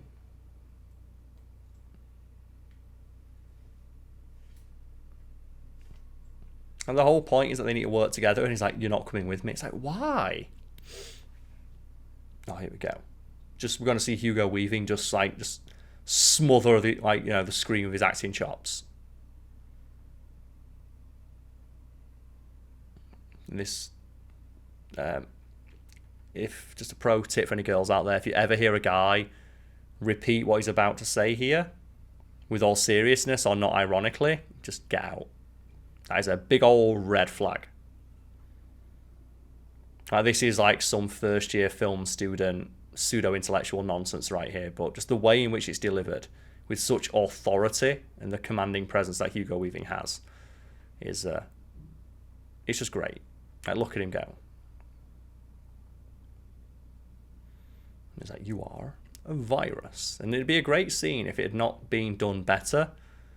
Not better, where it's been done in another film, oddly enough, titled Virus, which is a crappy horror movie in which an alien AI goes onto a Russian ship and uses all the humans on board to build robots. And when they try and argue or talk to the the alien AI, it asks them to classify them. And it says, oh, what do you want? What can we give you to help? And it starts listing out body parts of the humans. And it's like, you can't do that. You can't do that to us. And it's like, the robot responds, you are virus. I'm not saying that.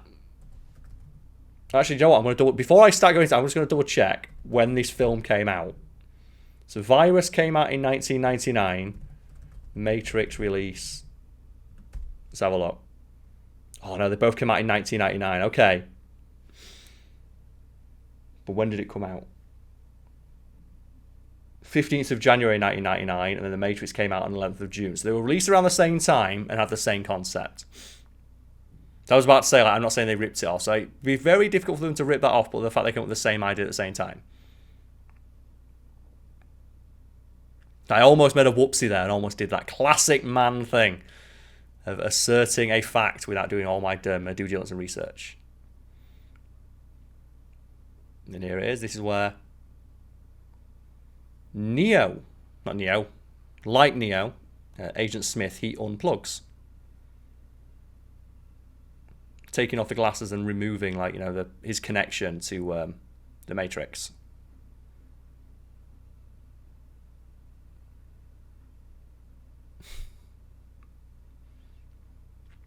And this is another of those things I really like. Of, like, this is an AI or a program, I guess, talking about, I am supposed to be just data. I'm supposed to be a program in a bit of software doing my business, and now I've been given the ability to smell and sense and feel.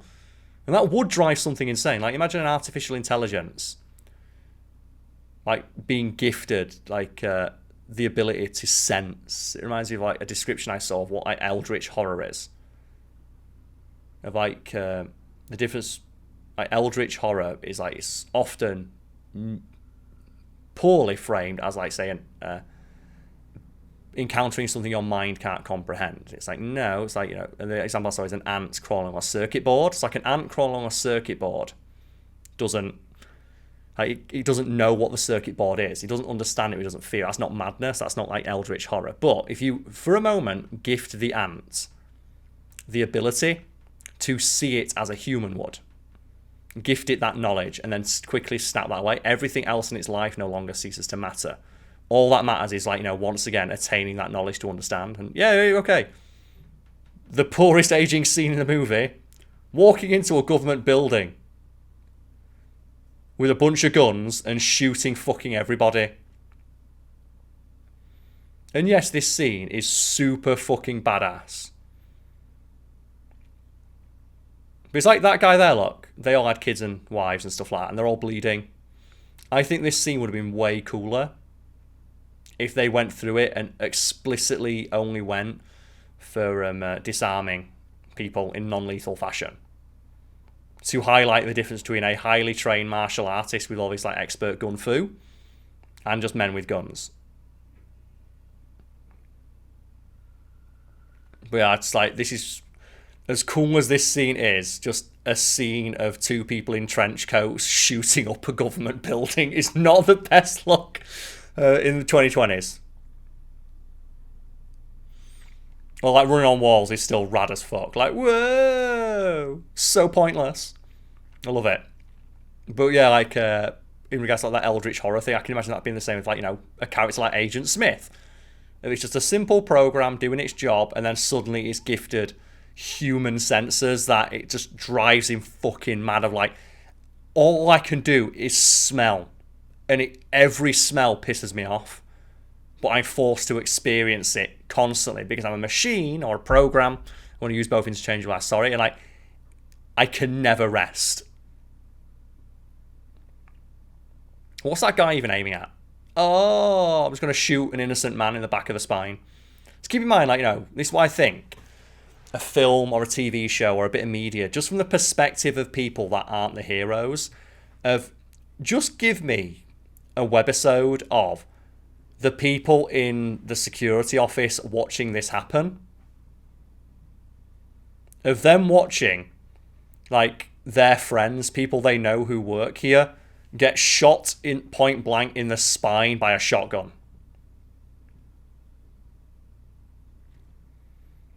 Like, it'd be horrifying. Then imagine, like, this footage on the news.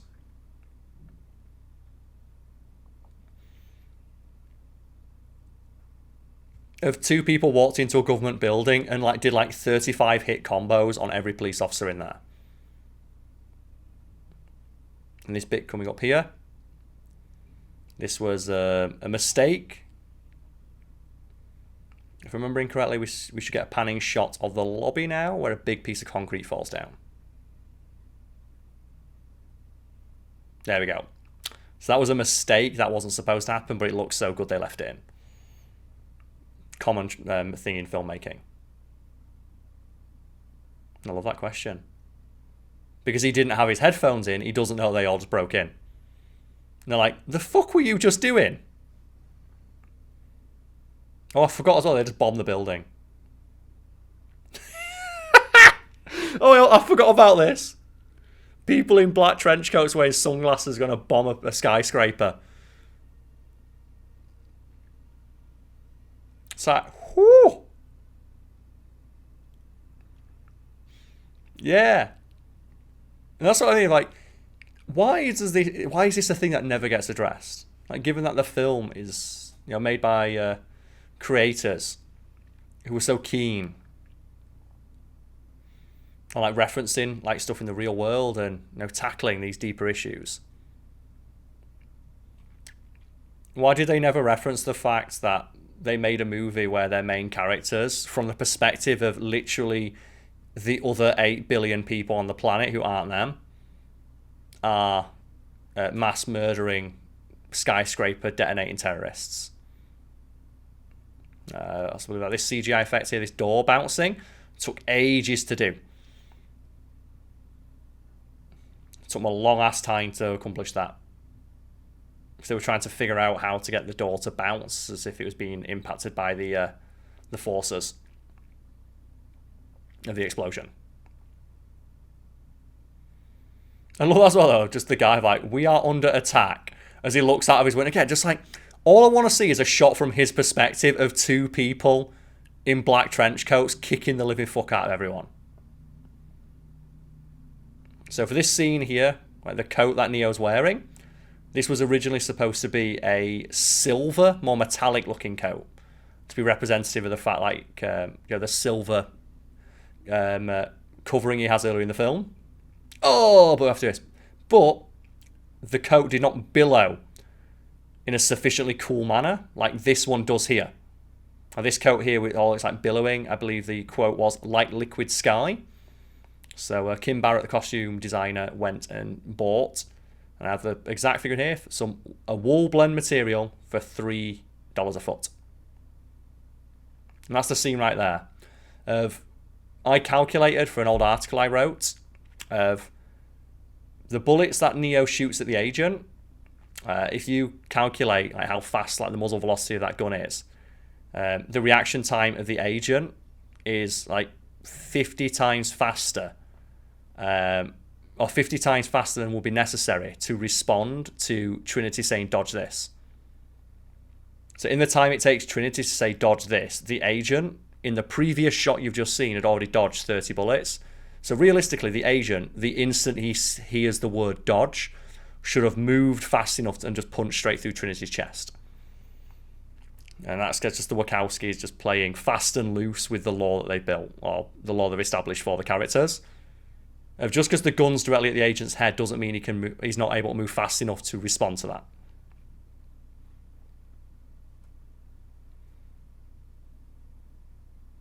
Also, like when you have it here where like the agents dodge this, and they try to at least anyway.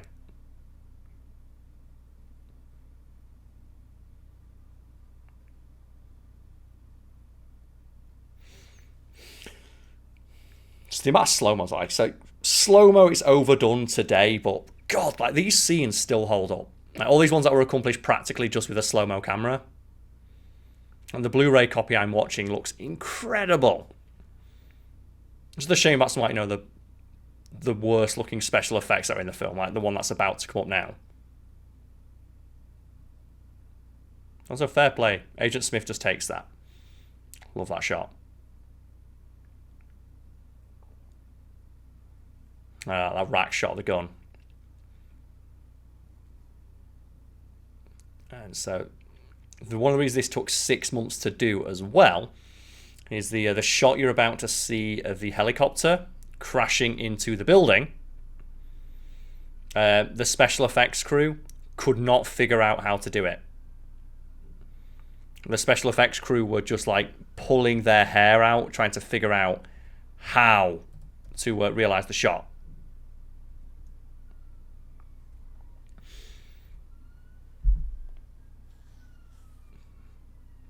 It's like bam, bam. Look at this run. How do you know? And oh, that's the thing there. You see there in that split second, Neo realizes he's not going to make it. The agent should be able to like reasonably react that fast as well. With regards to like the helicopter prop, while some of this scene was accomplished with CGI, and when it crashes into the building in a moment, that was a full-scale helicopter model. It was the rotor blades were the only thing that was CGI. So they actually constructed a full-scale helicopter prop for it.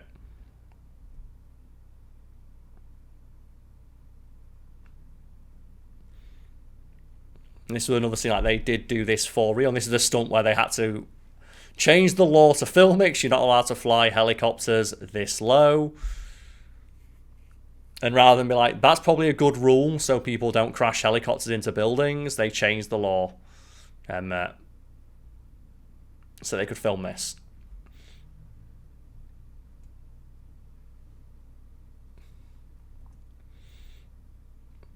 And as for what the building they crash into, because there's a bunch of like neat references and stuff, the building that they crashed the helicopter into, I have the exact thing here. It is the Columbia Pictures screening room in Sydney, Australia.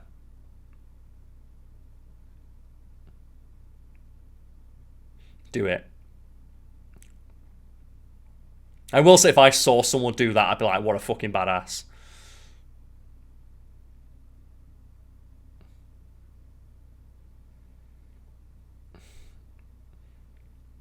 So yeah, it's the Columbia Pictures screening room, and then this ripple here. That ripple of the explosion, because the Wachowskis love the idea of the glass rippling like water. Like, you know, water is and fluidity is a pretty common trend throughout this movie. So they wanted that, and the CGI artists were just stuck for fucking ages trying to figure out how to do it.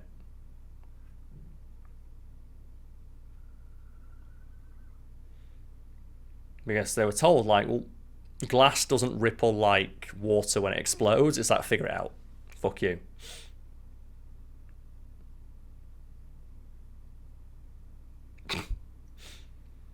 I'll be honest, it's pretty hard to argue against him being the one when you just see him like Captain America a helicopter. That you're not the one. How just convenient for the Oracle that no matter what she said, even if she's wrong, just something like the Oracle, and I get you say, no, she told him what he needed to hear. It's like she was wrong, but then she was right, and it's that annoying thing of like, but if I'd not told you that you knocked over the vase, you wouldn't have knocked over the vase. It's like, just give me a clear answer. Would it be too much to ask from a film to like just have characters who know what's going on?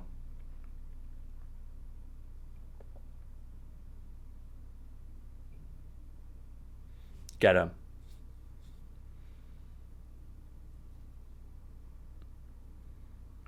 And one thing I looked up as well is the casting process for agents is that they all had to be really tall. Because agents were supposed to be like physically intimidating. And they wanted them to be as physically intimidating as possible. So they hired like actors on the taller side. And I think like Hugo Weaving himself, I want to double check his heights here. I don't have that committed to memory, but I think he's a taller individual. He's not like the taller side. Let's say what, feet in inches. Let's go. They always put it in bloody centimeters, and I don't know what that is. Really? You're gonna tell me that? Okay. So it's 1.88 meters. Let's look for that in feet, shall we?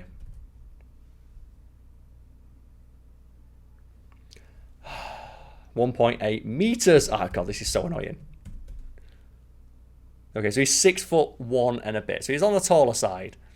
But like, you'll notice that the other two agents are slightly taller than he is. It's just Hugo Weaving.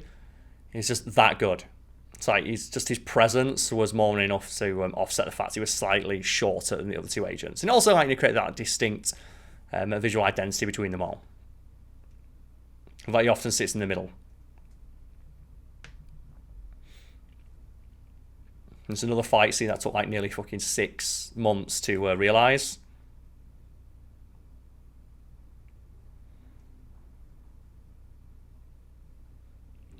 And again, just like that's Trinity holding her hand up to stop the bullets. And it's like, is it she's trying to stop the bullets or she's just surprised? But Neo sees her do it.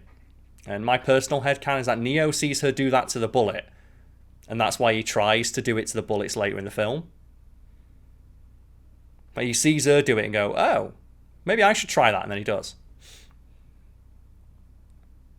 But this fight is so good. And just the very obvious Western influences there. Like the showdown at noon. Have a shot of both of the hands by the sides. 'Cause I would refer to The Matrix as like an homage series. It's very like very Tarantino-esque of it's got its own distinct visual identity, but a lot of it is just taken from other films and bits of media that those making it are fans of. And in regards to the Wachowskis, they're big fans of like anime, comic books, older cinema to a degree. And in regards to the comic books, one thing I've wanted to if I could own something from a movie, it would be one of the storyboards for The Matrix, because it's something that was virtually unique for a film. The storyboards for The Matrix were not done in the way of traditional storyboards. They were created as a comic. Like they were fully drawn out with like text boxes and everything. So they were based like a 200-300 page long comic of the film. And that's the kind of thing where I think, why physical media still reigns supreme, because you get details on stuff like that you wouldn't get from just, say, watching this on a streaming service.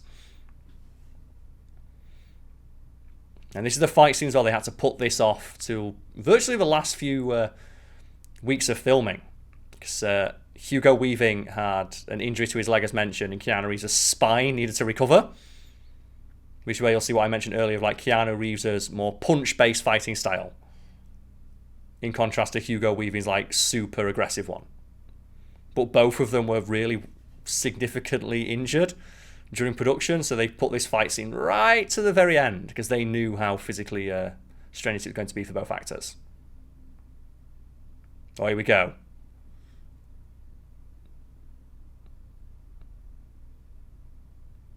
So I got confused. I remember that he did that. I wasn't sure if he did it when he was fighting Morpheus, though. I love that. Just the fact he just goes for the nut.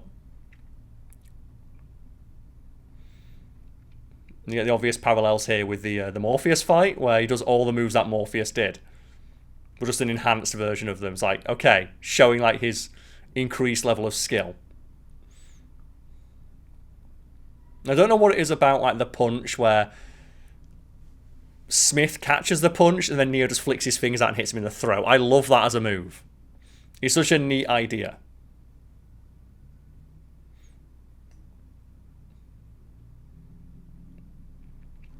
I also greatly respect Agent Smith's reasoning here of like, well, I can't die. I just come back. You don't. Like, he's just doing like Ganondorf's side B from Smash Bros. Here. The fuck you didn't win.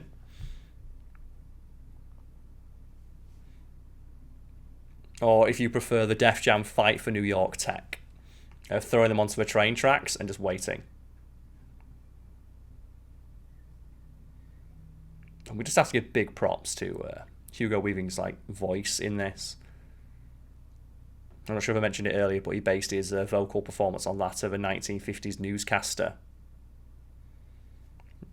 And he had a lot of fun, reportedly, behind the scenes, discovering and coming up with the voice for Agent Smith. Whoa. Oh, God, that must be so insulting.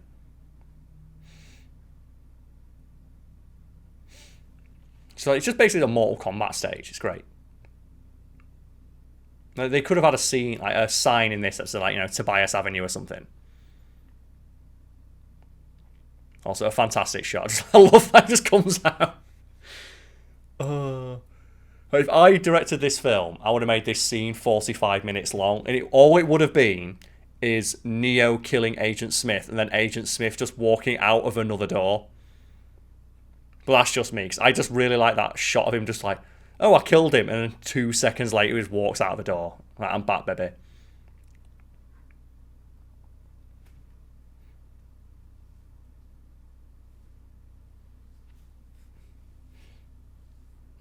I know.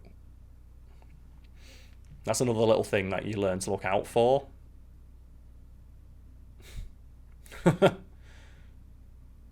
Like a thing you learn to look out for when it's movies, or when you watch a lot of movies, is questions that characters ask even though both characters know the answer to them. Like that one there of like, charge the EMP. You can't do that, that'll kill him. That is information both characters know, but they have to say out loud for the audience to know what the answer is. This is one of those little tropes that you just, once you know to look out for it, it's incredibly frustrating. I guess like we were watching Neo's run here, we talk about the guns that are used in this film. And there's a lot of talk of guns, not talk, but there's a lot of like, guns in this film. And all of the agents wield Desert Eagles because they were the biggest, scariest gun production could find. And they thought that a gun that is basically a hand cannon, being so effortlessly wielded like it was like, a smaller caliber weapon, would add to the threat posed by the agents. I just look like this thing. This is a great scene of the agents just being everywhere. And I kind of wish they'd double down more on stuff like this, as well as the. Because I really don't know what I'd want from the sequels. Like, if I mentioned like doubling down the sci-fi elements, but also like scenes like this are really fun.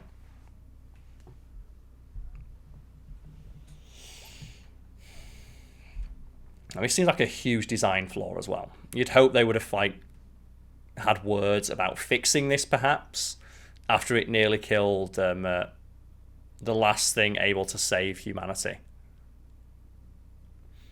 And maybe they should have talked about perhaps not having the life support for the Matrix machines linked to being able to do the EMPs or what have you. Or maybe insulate them.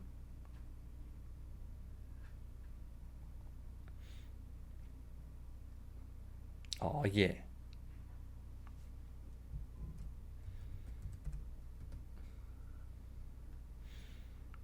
God, as well. Just imagine sprinting as well for as long as like Keanu Reeves does in this scene.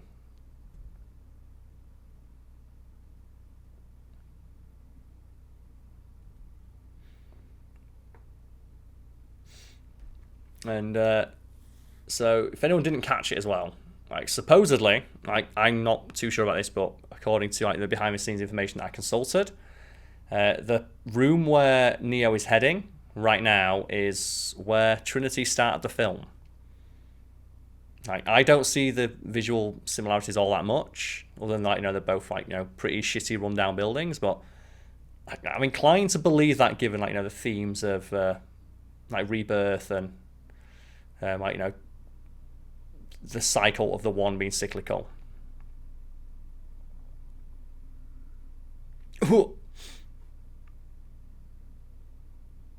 But also as well makes the movie it's one big circle. Like it effectively ends in the same movie or the same room in which it starts.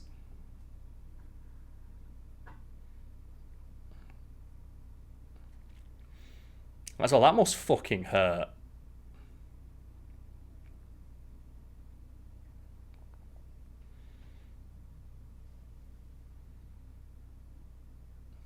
This is a power that Neo never really uses again. So I guess like by the second film, he doesn't need to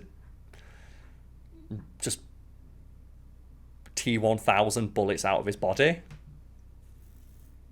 But he seems like a pretty good... I think this is more like emotionally damaging and morale sapping for an audience.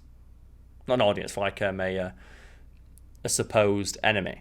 Like him stopping all the bullets is really cool, but I think if he just got hit by 500 bullets at once and then was fine, would be way scarier.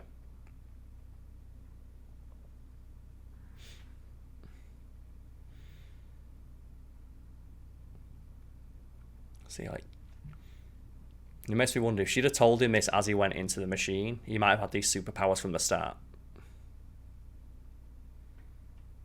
And Tank wouldn't have had to do near as many repairs to the Nebuchadnezzar, which is a reference to something from the Bible, but I didn't care enough to research it. There's so many like weird biblical references in this, which is again very film studenty of how do you make something seem deep? You reference the Bible, not just the Bible, as something really specifically like from deep within the Bible that people maybe wouldn't get as a direct reference, because it makes it seem like you read it. It's like, oh, okay.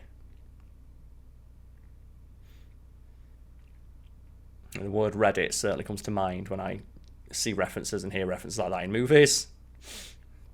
That's for sure.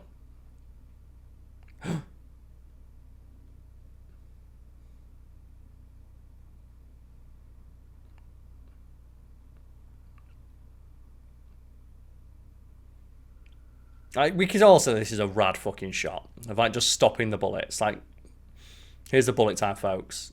And it just shows how much more he's evolved past the agents who have to physically dodge them.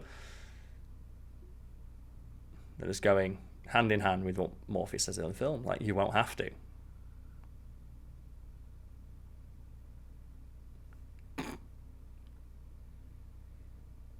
We know that. That's the thing. Like, Morpheus is the third person to say that. But okay, I get it.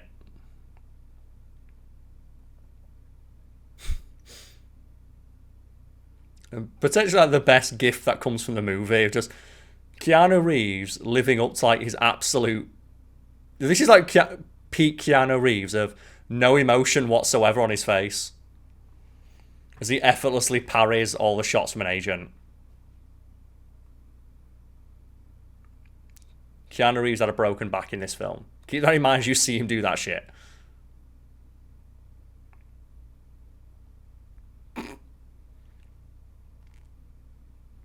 Now, what do you do when a man just jumps inside you? Like, what are you supposed to do? I guess you just explode. Like, here's where the effects, they're not great. I feel this could have been done practically. Like a little bit of Lawnmower Man going on here for this shot. Maybe a little bit of Resident Evil 3D on that explosion effect. But the shot of him like flexing and the entire world around him bowing to his power, that's a really good shot.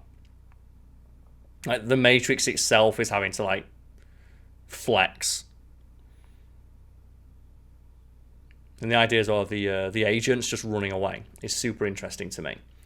That the agents, they see that and they have self-preservation instincts.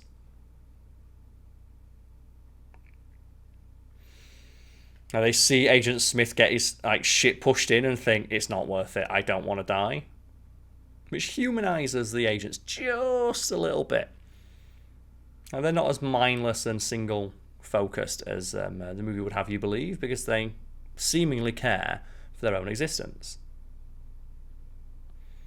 That's something that's touched upon in later movies, with like Agent Smith talking about how like, hey, you were supposed to get deleted, and he's like, no, fuck you. The idea that agents do have their own like distinct sense of self, even though it doesn't appear to be from the surface, and like no, all aspects of their individuality is attempt to be stripped away, as I mentioned earlier in the film. And I think as well, this might be the most late 90s, early 2000s end to a film, and it is a trend that I want to come back just because of how fucking cringy that it is, of ending with a smash cut to nu metal. And it's so good. And I think this scene is how you sum up the Wachowskis' pretty much their entire like film output. It's they think they're so fucking smart. You're just ugh. Like, how do you end the film? Like shitty nu metal. Let's go. As he just flies off into the distance. Although the shot of him flying is like super fucking good.